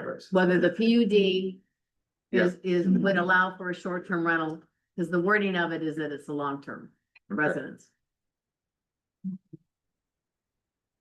And, so when, that's the motion. Is it clear enough? Yeah, You got it? I'll clean it up later, but yeah. Okay, Okay, we take a vote? Second, we got a second. I'll Okay. second it. Second it? Want to vote, Jay? yes. Ken? Yeah, Kate, yes? Dave? I'll pass. No vote? No, Sure. you don't know. Go. You don't want to go to the lawyer? Just say yes I or think no. we should have done it, but yeah, go to the lawyer. Okay, You're gonna yes, Go to the lawyer. okay, Lord. okay, 5-0. Okay. All right, that takes care of that. So, now we're going on to old business and this should go pretty quickly. These are really catch-up items from last week and we're trying to write the notes in a way that you can follow meeting to meeting what we're talking about. So last month, we talked about that there were other townships that are, did a master plan more recently than we did, and they have some terrific census data from 2020 in those. Like Arlington Township has census data for Columbia Township and their master plan that's more recent than ours. So I simply asked the planning commission to have access to that data and Ken agreed to put it all together for us. Do we still need to get that done? I need to get that done. I got that on my back bar, things to do. Okay, so next month or, I should have it by next month or sooner. okay. Because we want to start using that demographic data, going forward. Okay, update on fire and emergency service needs assessment. So next Tuesday, on July 15th at 6 p.m., the fire department and emergency services will be giving a presentation on their needs. They're doing a community risk assessment, a hazard assessment, and they're putting forth a proposal on what their needs are. And following that is a board meeting that Ken will be chairing to talk about increased taxes to pay for some of the fire equipment that may be needed. So that is happening on Tuesday at 6 p.m. before the board meets at 7 p.m. The next item on the agenda is an update on the Vespers battery project. Do you have a public hearing date set there? We don't have a public hearing date. Richard from Vesper is not gonna be back to the 12th. Jason was going to get a date from them to see when he's available after the 12th. He's on vacation, said he wouldn't be back till after that.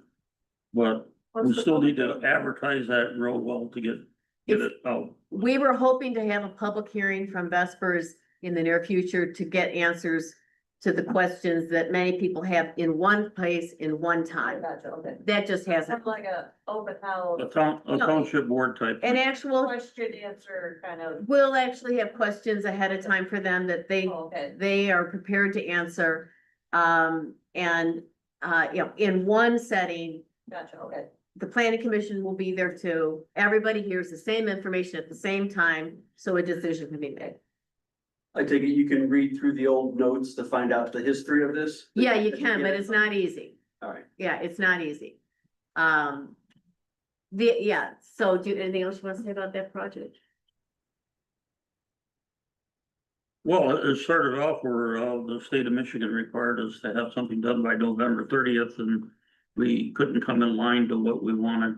We did get what's called a workable real ordinance for doing it in the township and that kind of fell back. They had a meeting and our township attorney was different than planning commission attorney and we ended up recommending an overlay district and solar panel ordinance, which they generated for us and that's made it through the county and for approvals. So we have the overlay district and solar on a county road with access to fire department and stuff like that. We have the first one over on 50th where it's on secondary roads. And what we have to do is determine which one we're gonna go with. And the other thing is do nothing and let the state do it. And we're kind of following the lead of our attorney for getting everything together. And now we want to talk to everybody and find out what the right thing to do and see if we can make the right decision.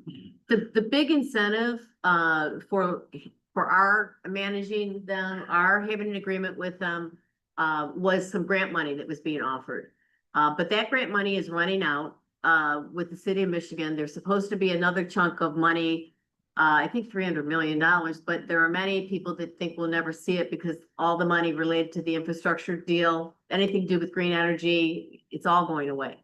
So I don't think there's going to be, I can't say for sure. I'm not saying for sure, but I think there's an educated guess. I think our lawyers feel the same way.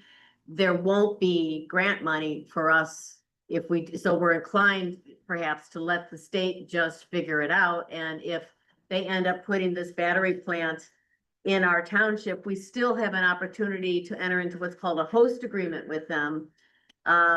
Exactly what rights we might get under that is not really clear to me at this moment. But the state would be negotiating setback requirements and noise levels and that type of thing. If they decide to move forward, and it's a big question in my mind with the changing landscape and solar and wind being gone and all of that, all the funding for that being gone, whether Vespers will ever even pursue this. I mean, that's a real question. Because if you look at Facebook and you see Vespers is involved in solar and wind projects in other places, and you want those projects to feed into a battery system, but if there's no funding, I don't know. I just don't know. So we want to hear from them one more time for sure. Get all the information on one page. It's been a really challenging atmosphere for everybody to understand what the rules of the game are, and they keep changing. And just as to be fair and process oriented, one more hearing, which gives them a chance to answer every question we have, and then the board makes a decision. Really, the planning commission's out of it at this point. It's really a board decision. So I don't know if that's really kind of confusing, and hopefully it's not. What the board's really trying to figure out is what's in it for us and our residents. Basically monetary, what's in it for us, and we're having a hard time figuring out what's in it for us. The state can decide that they don't have to pay real property taxes. Real property doesn't get taxed, but they're gonna tax personal property. Personal property gets depreciated over a 10-year period at 15%. So in 10 years, we would be getting very little compared to the beginning. And we wouldn't have something sustained where we could continue on because we would have nothing to keep financing all the stuff it does. The fire department has to be able to protect it. You gotta have probably more manpower so that we can actually have a response team available. And we're not in that condition. So there's a lot in this that's behind the scenes that has to be well thought out. It's not just making a quick decision. It's needs to be well thought out. Okay, so then moving on to the short-term rental discussion. So what I wanted to try to do tonight, last month, we agreed to have this discussion, and our first order of business is to try to get a list of properties together so we actually have an idea of what kind of value we might have in our hands. If I'm right, there's about 300 properties, and we assess them, what kind of revenue would that mean to the township? Those are points of fact that I think we need, so you can make an intelligent decision of, do we shut short-term rentals down and make people angry? Do we do we allow them to happen, but we're made whole through assessments and fees? We are perfectly within our rights to assess fees and charge annual permits. That's what other towns do, and that's what we've been looking at behind the scenes. So on the question of the property list, Ken, you were gonna ask someone on staff to put a list together, and I understand there's some problems with that. Some problems with being able to identify them because they won't give you the address on Airbnb sites. You have to actually rent, and then they'll tell you where it's located. So we're having a hard time locating them. We know a lot by going around and what we see, but we don't have an actual good way to get a hold of them. I was wondering if any one of the board members might want to be helpful, and try to work with, possibly with Ruth, if she's having trouble finding addresses. I've used Airbnb a couple times myself. I usually can just put in the zip code of where I wanna be and the properties will come right up. I may not have the exact address, but I at least have the zip code. I got pictures of them and I can identify some by pictures, but you start getting on other lakes and Saddle, I don't know. So there's lake associations. Why don't we ask the lake association? Well, that's a good one. I can send out letters to lake associations. So do all the lakes have associations? Not all of them. No, big one. Great Bear and Saddle and North Lake. Only three I know. I still think we need to exhaust, I mean, if you do research on how to do this, they all say go to Airbnb, VRBO, there's two other or three links.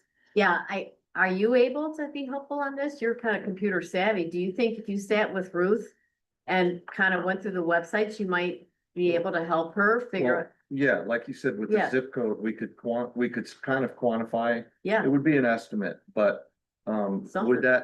would that need to be tied to the actual property address so we could look up the, We need to contact. Eventually, so we send out notices and stuff. right, yeah, that's the hard part, what Ken described, that would be the Yeah. hard part. Maybe there's a service that does that. Even, There are services that do that. yeah, I tried to reach out to one, a national service, and I didn't get a call back, but you did give me one. It's very, Yeah, very expensive. for an extra conversation of just calculate a Well, number. Would We, be we helpful. could estimate, we could look at how many there are and just put an estimate Mhm. on the value of each of the properties. Yeah, I mean, if you're willing to at least give that a shot, it's, because I think it's important to understand the value of the short-term rental if we start putting assessments on top of it. You know, what does that mean to the township? And we don't know without that list. May I ask a question? Yeah. Not everybody who's has short-term rentals. Right. Advertises on Airbnb and VRBO or anywhere online.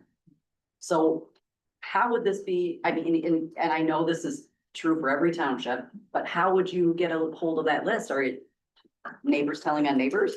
Maybe that's what the Lake Association, the homeowners associations are doing. Do you have a point of view on that? Well, can't you ask that question? Tax bills that say, There you we go. have a short-term rental ordinance. Yeah. If This you're is renting right here. and Check It's going to They affect. declare it. They have to Well, declare I think we ought to ask them to come here and help us work on our zoning ordinance. Yeah, the idea is once we find them, we. That way we'll know who they are.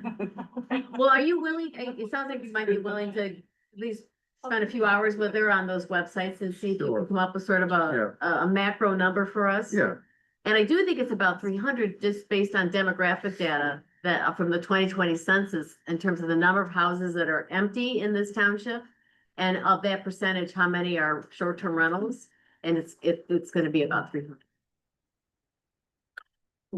Over this past weekend, I did get a lot of calls on short-term rentals and the number of people at their houses and how they're using other people's property for access to the lake and out on their beach shore and claiming that it's water, they could be swimming in somebody else's front yard.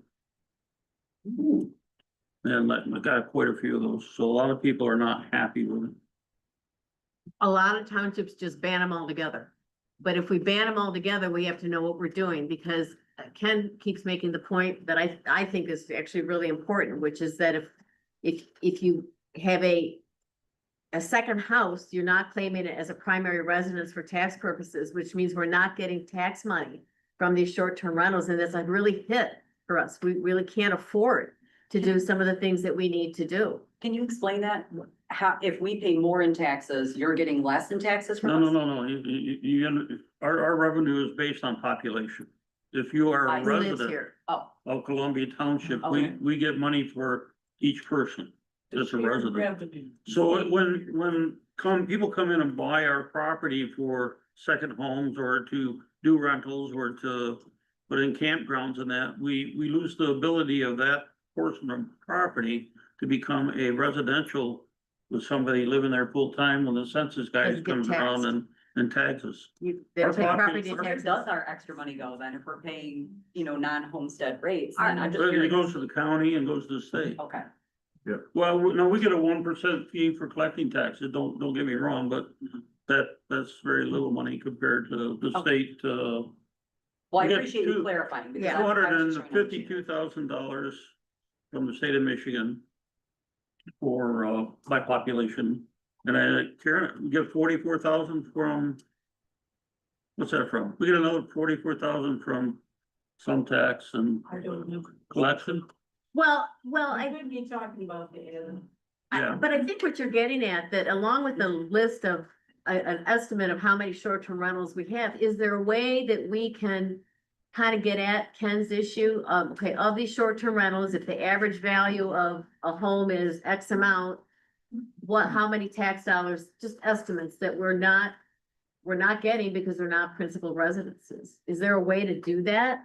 Yeah, well, what is it, like $2,500 a piece? Assessor probably can give us that real quick. I mean, I would just think that would be really helpful, because then we know how much tax revenue we're missing, and that might help us decide, well, do we want to charge it to a short-term rental? Is that something we want to do to make up for it or not?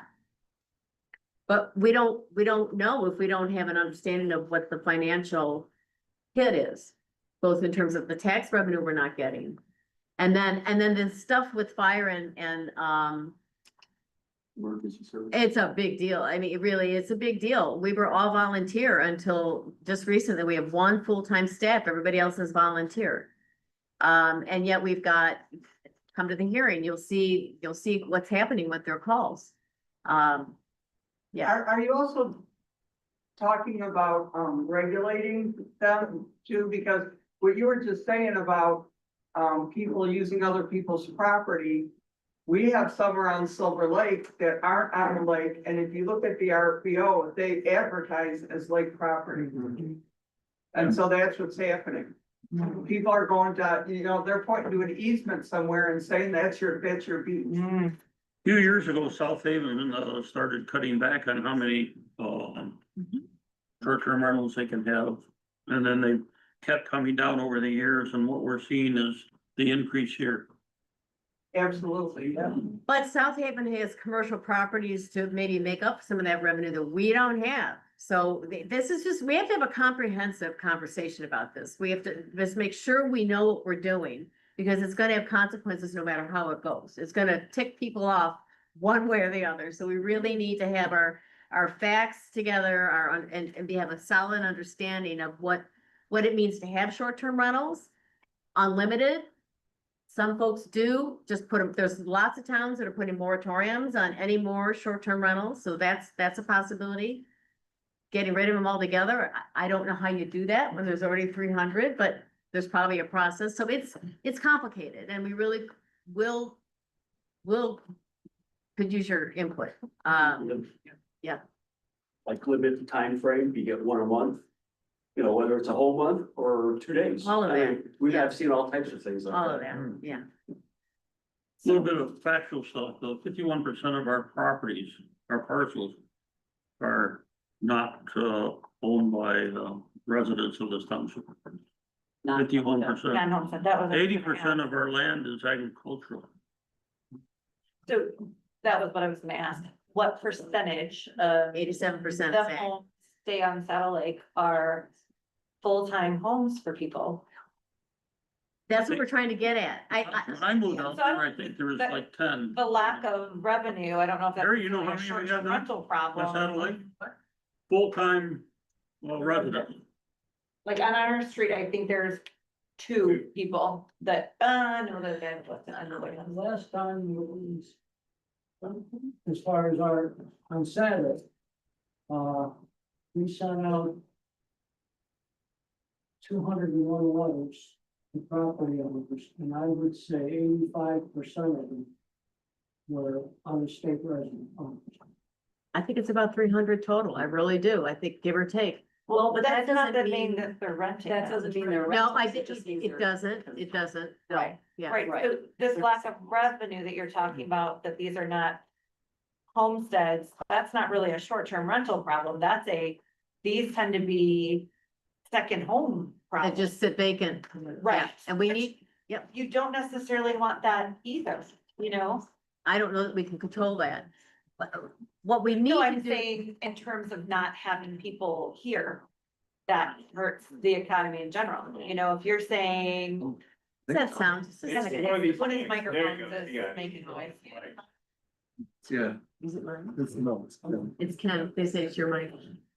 I turned this one on. Oh, good. Oh, Sorry, thank you. Fix that. I was distracted.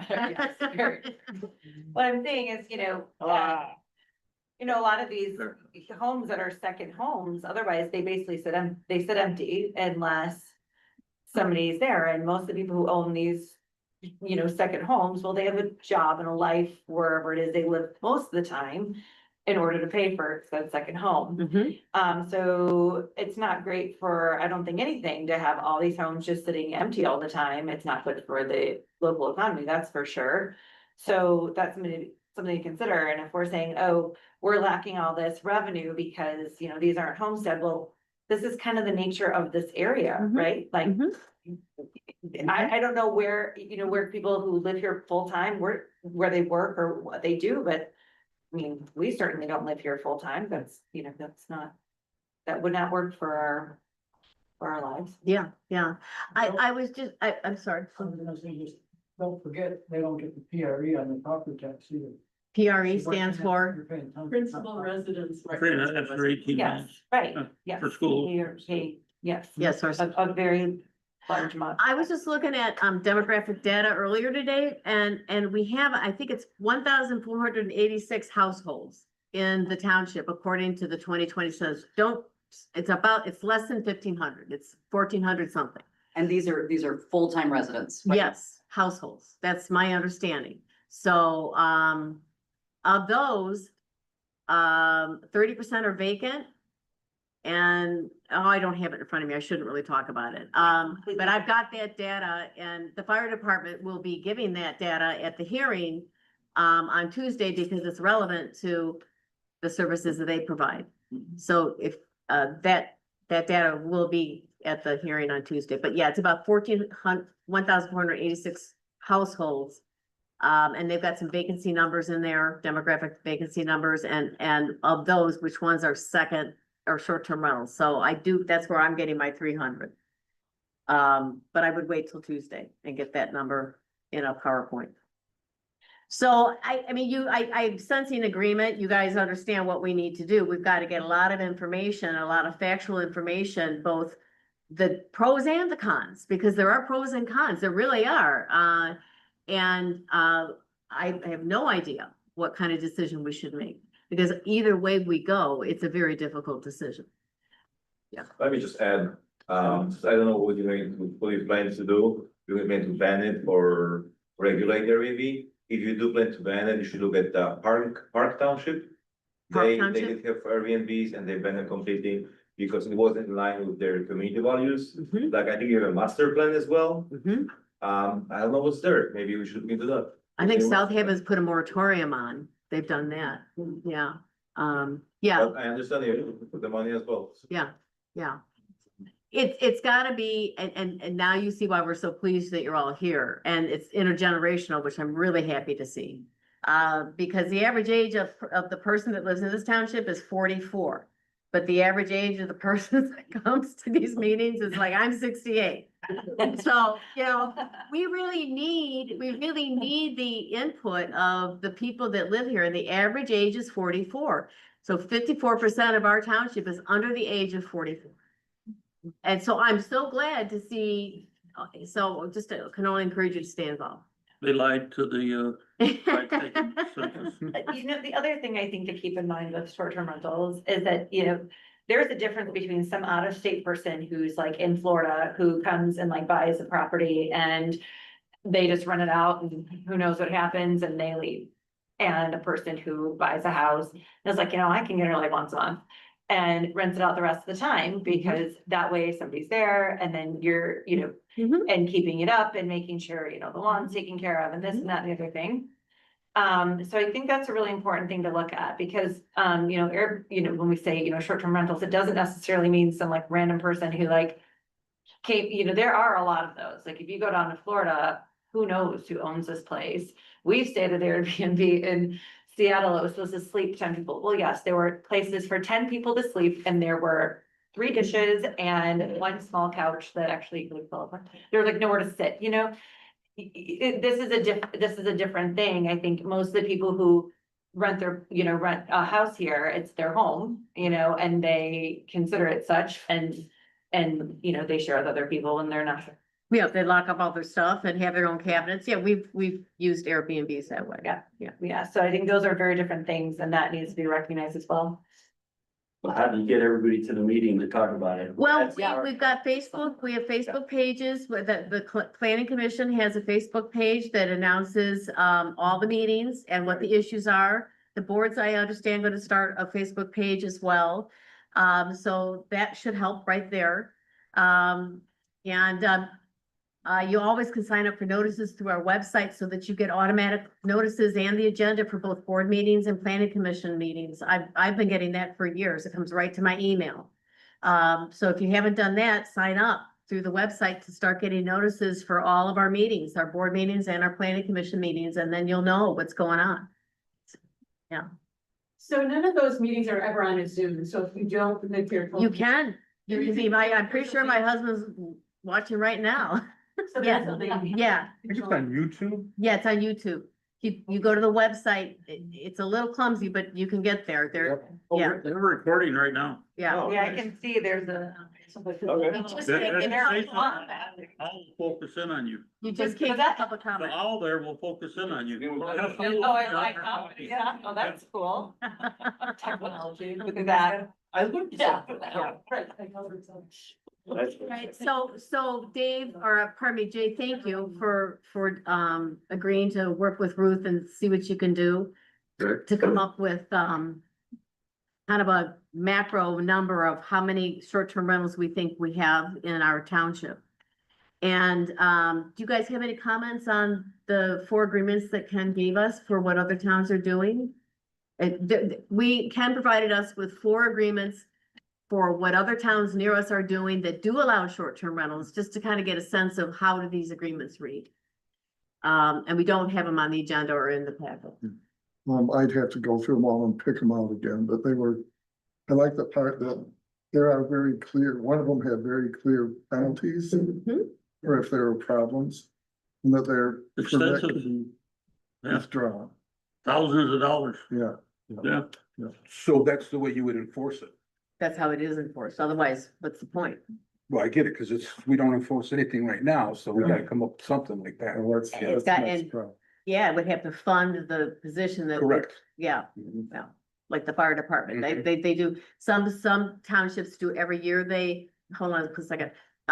Some townships do it every year, inspection. Some do it every 3 years fire inspection. I've seen both. But you saw too. Because Jay had a good question, if there was gonna be somebody at this campsite that was gonna be there full. Right. Right. I would. There was a question back here, sorry. Would it be possible to make a contact with the real estate agents? I would think that they would have numbers in their head. That's a good idea. You think they would not want to release that information? I have no idea. Well, there's got to be people. I asked Mary. That would be a route to go to, if they, because a lot of those real estate agents do that on the side. They, somebody calls them up and says, I'd like to do a rental in this area or whatever. So they know this information. Well, I'm happy to look into that. I mean, I know in South Haven, they've got some rental, that's all they do, I think, is vacation rentals. I would think you could find a real estate agent. But I don't know if anybody does Grand Junction. Townships. No, we don't. No. So in this area, there's nobody who really does actively manage properties, so. No, even selling property. Yeah. Yeah. Selling property. There's gotta be some land management, company here that goes in and cleans them and Yeah. maybe we ought to look at the cleaning companies. Right.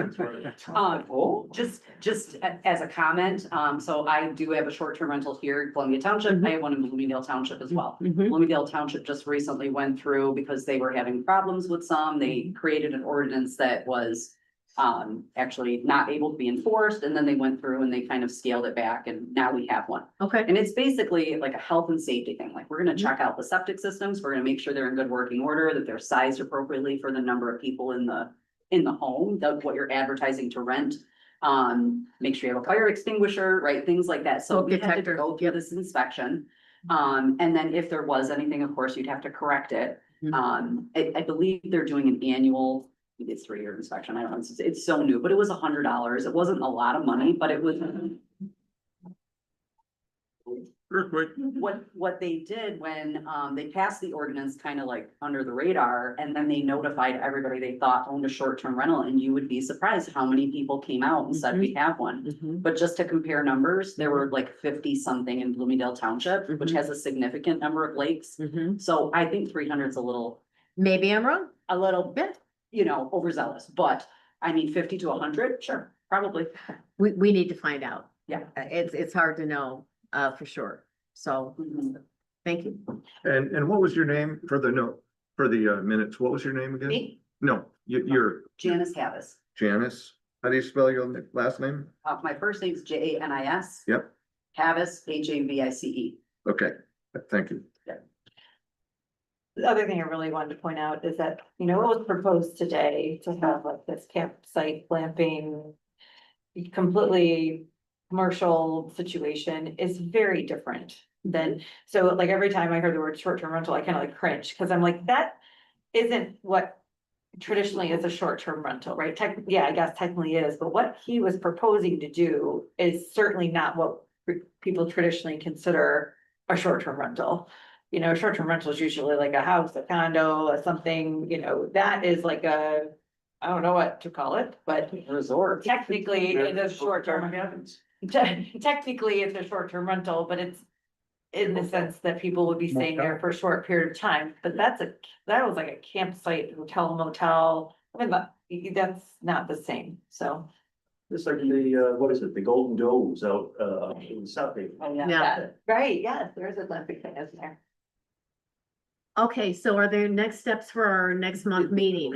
Just work forward on getting our arms around how many we think we have? Tell me your name, Megan, Megan? last name's Griffin. Didn't you make our composite? What is it? Through all of Griffin, them? Griffin. Okay. All the short-term rentals, All the H-A-N. individual All the five, properties? yeah. no, Mine- all The agreements? the agreements. No, I read through them, but I didn't do an analysis, Trying to look no. through them. No, I actually, what I moved to and what I was supposed to do is come up with, for the next meeting is an understanding what the kinds of fees are that are being charged. Cause there's the agreement, but, I have seen everything from $100 to really thousands of dollars, and we have to decide if it's worth our time and effort.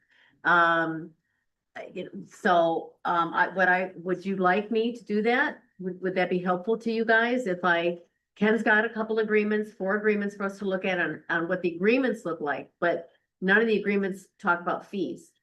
So I started doing some research on fees. So if they're getting They have the penalties in there, not. penalties, but not the annual fees. And I don't have, Yeah, I thought the other ordinances, one of them had a fee schedule attached to the back. I didn't see it, but they The gave, the fees weren't bad, but it covered, all the inspection. I just think, you know, we I should think take a look at that. The fee should be enough to cover the loss in tax revenue. It would put us way out of step with everybody else. But yeah, I mean, that's something we can do. If that's the problem, if we're losing tax revenue.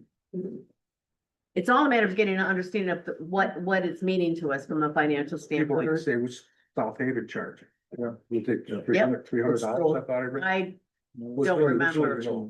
There's an inspection fee and an annual fee and is it every time you rent or just one time for?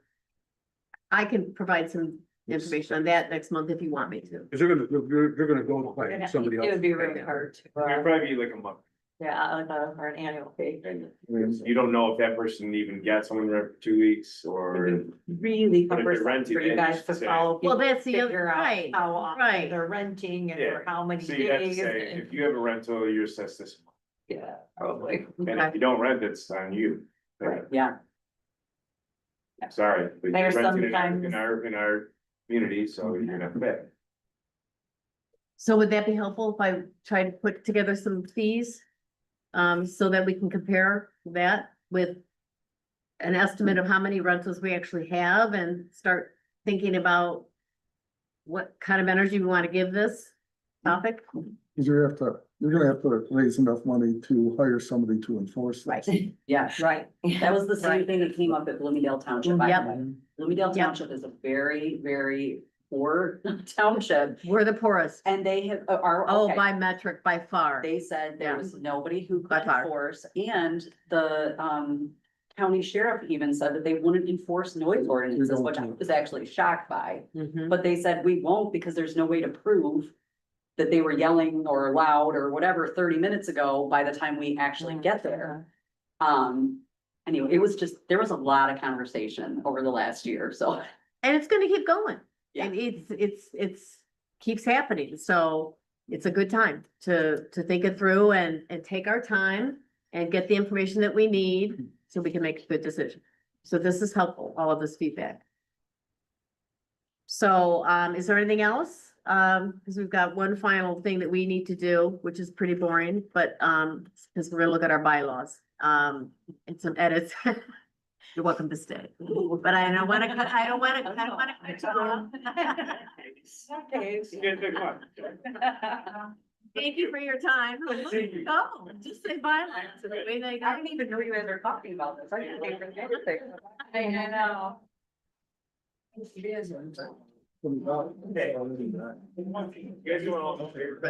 We've got time. Did you review the bylaw edits?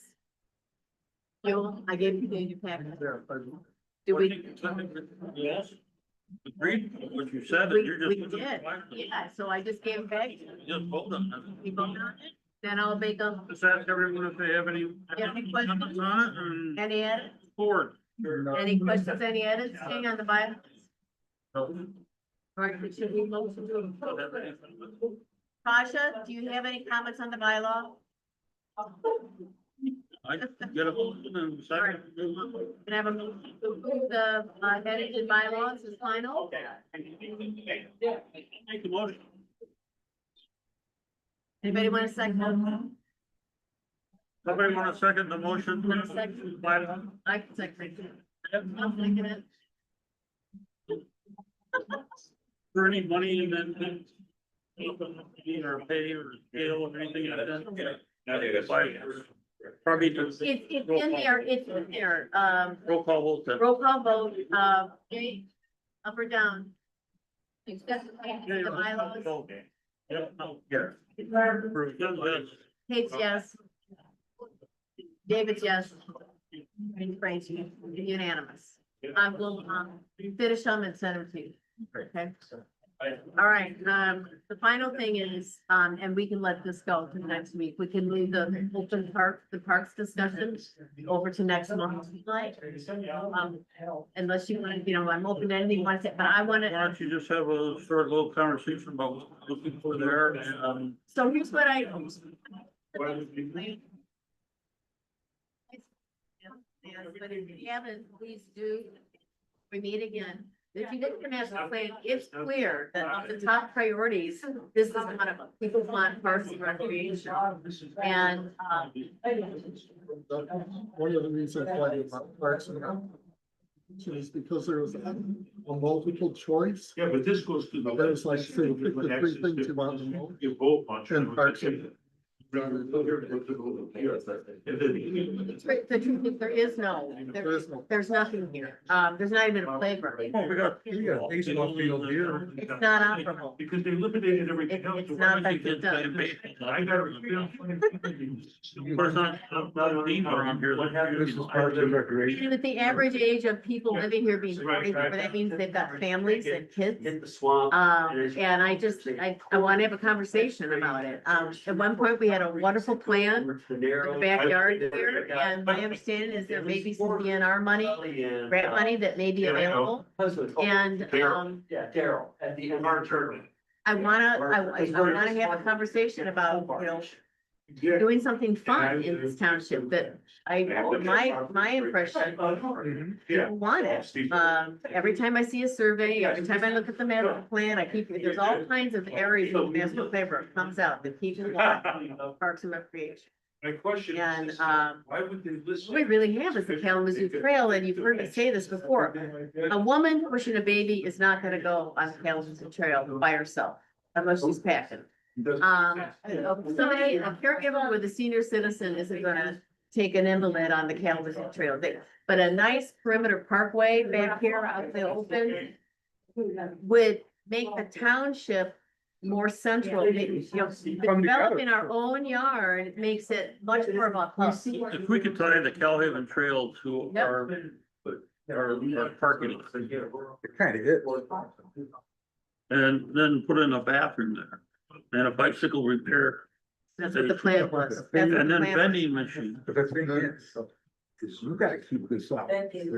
You get the first amount of money. You know how much it costs to keep a bathroom running? Well, I'm Yeah, kind of dig with you down- on that Yeah, one. you gotta, you gotta have funds to do that. I'm kind of in You- favor of you just got a a blue room, walkway. you got a blue room, you go in and, No, I mean, you cannot want to charge us taxes now by something we build. And that's the. Yeah, we have to have funding for all that stuff. We're not gonna do anything this year. If the township's open, there's no reason they couldn't come in and use the bathroom here. Now, you may not like that, but if the township's open, they could. When they're out there at ball fields, running, I usually have. to- Okay, all right, all right. Note that Frank's leaving the room, because we're supposed to note that. You have to note that he left it. Yeah. 9:12, and then the other note, he came back. That's right, that's right. All right, so, why don't I just carry this over? We had a little discussion, I'm not opposed to it, I'm just saying that the reason why you're seeing so much of it was because, the master plan survey was kind of Leaning towards it. shoddy, yeah. Yeah. well, That what, was one of the choices. It's like, would you like more restaurants? Sure. Would you like a park? Sure. Would you like, whatever? but it's still, it's the process you went through to try to get an assessment of Yeah. people's opinions, and that's what you came I up mean, with. it's all we know. Yeah. We only know what we. We only know what we know. Okay, well, we'll carry it over to next month. And I'm gonna ask you guys to take a look at the master plan again, and, is there anything else? That's really it that we have that would speak to Parks and Recreation. I'm not missing Well, I anything. think we am I? ought to go over who's doing what. We're going to, demographics, I got that. You got that? You got all your information you need on the fire emergency services. Yep, that was just an You got information. everything that you need. Yep, And then we got. for now, yeah, a public hearing, we have to figure out when that date's gonna be. I'll get with, Yeah. Jason on that. yep. I made, Short-term rental, I did give you a copy of a draft, down and dirty Yeah. before. we're not ready for that. We're but not yes, ready for that. Yeah, Um, I'm gonna gather fee information for the next meeting. okay, And we'll put that together with your agreements, which we've all looked at least a couple of times before this meeting. We'll look at them again, and then we'll factor in whatever Jay learns from Ruth Okay. on how we count these Yeah. things, and just keep that conversation I'll open. keep my eye open for them. I'm gonna start giving names that I know. Okay. Parks and Recreations, We'll carry it over to next month, and I just, maybe we ought to try to figure out what somebody would like. Whether it's a basketball court, tennis court, let's have that discussion next month. yeah. Let's do it. Let's carry it over, figure out where we go from here. Well, I think we ought to get something on your Facebook page, so to kind of ask to get feedback on what I'm happy to do that. If- recreation type items would they like to see implemented. I'm happy to do that. We've had so many heavy issues here. I think we might get some people that we'd like to have a township meeting about a park. Building property that we would put something, We have, you can speak to this. there are We- other properties There that- would, I have about 10 acres on Shefta Lake on the sandy side of it. That right now doesn't have access to it. It's a locked land, but it's gotta be opened up. It can be opened up without. But this one's already kind of developed, so I'm. This is kind of developed and we'd like to finish this off and level it out and do work here. Somebody, and people are here. it's the hub. It's a little more, yeah, the hub. If you had a It's the park, hub. Yeah, if you had a park where you could swim and. not so much swim, but play on equipment. Oh. Yeah. Oh, you mean. Shefta Lake, yeah. We have a The town- 40-acre site that was not far from here that was donated to us that we haven't done anything with, but that's like wooded trails Oh, and stuff. okay. But the idea, like, we're never really gonna have a big downtown. I get that because we don't have the infrastructure for water and septic. So, and we're a rural community and we're happy with that. But we still don't have a place to take a walk that's safe. And we don't have a place for kids to play. And this all, you know, and when COVID was happening and I wrote that grant, I mean, it really became clear to me, we've got all these young people, we don't see them, they're here, they have nowhere to go. They have nowhere to go. A farm market here at the township hall, that was Yeah. gonna be part of Yeah. the. Yeah. Then community we're gonna garden, have something. Yeah, a garden, a Yeah. shared garden. yep. Somebody was down on that slab of concrete selling plants for a month or two. That was nice to see. Yeah, I mean, The summer's already passed, but I would really like a group of young folks to plan some events, like a potluck dinner for families and kids, or, you know, just something to kind of, this is the hub. a couple grills out there, the outside grills, the steel ones that are Yeah. indestructible, you know? Some of the stuff we can do ourselves, and then if we get started, if we just start, that's gonna make it even easier when we go to get grant money, because we've started, you know, we're not just asking for it all to be paid for, we actually have a plan, and we're just asking for some help. We're serious, yeah. We're serious about it, yeah. I like it. I like it too. Mhm. All right, I think, zoning administrator, do you have any more reports for us besides No, what you just gave one us? report that I Okay, okay, those have to go to Jay. You got Tasha reports? Okay, do we have any other reports? Well, Dave's got the ZBA and I think he had no action this last one, right? Oh, am I in the ZBA? Are you ZBA? I guess. Am I on the ZBA? I thought I was kicked off. They kicked you off and then they reappointed you, but they had no one else who wanted it. All right, Oh, my God. and do we have a township board member report? Anything that you need to add? I think we talked about a lot of stuff that the township board is involved with this, and, I think the thing, I was gonna tell everyone that about our meeting is gonna be next month in the hearing on the fire department and that, but they all left, and No, they got that message, Karen yeah. picked that up anyway, so Yeah. I got nothing else to say. Very good. We have a motion to adjourn. I know you want to You don't stay. need a motion, you don't.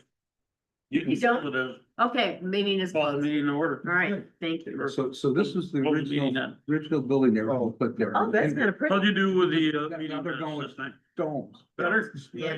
Better. I didn't try to write everything. I see this is flying Let me see where this thing. I wonder if they're even insulated. I see it being airborne. It sounds more like a yurt. Oh, they didn't take them long to walk out. Yeah, with the correspondence, you just kind of have to summarize, name, pose. Oh, okay. Yeah, you don't need to write down verbatim what they said, you just paraphrase. With the correspondence, this stuff that came in. All the comments. So there should be like, or the comments or both. Oh, Shut us down. Is this you?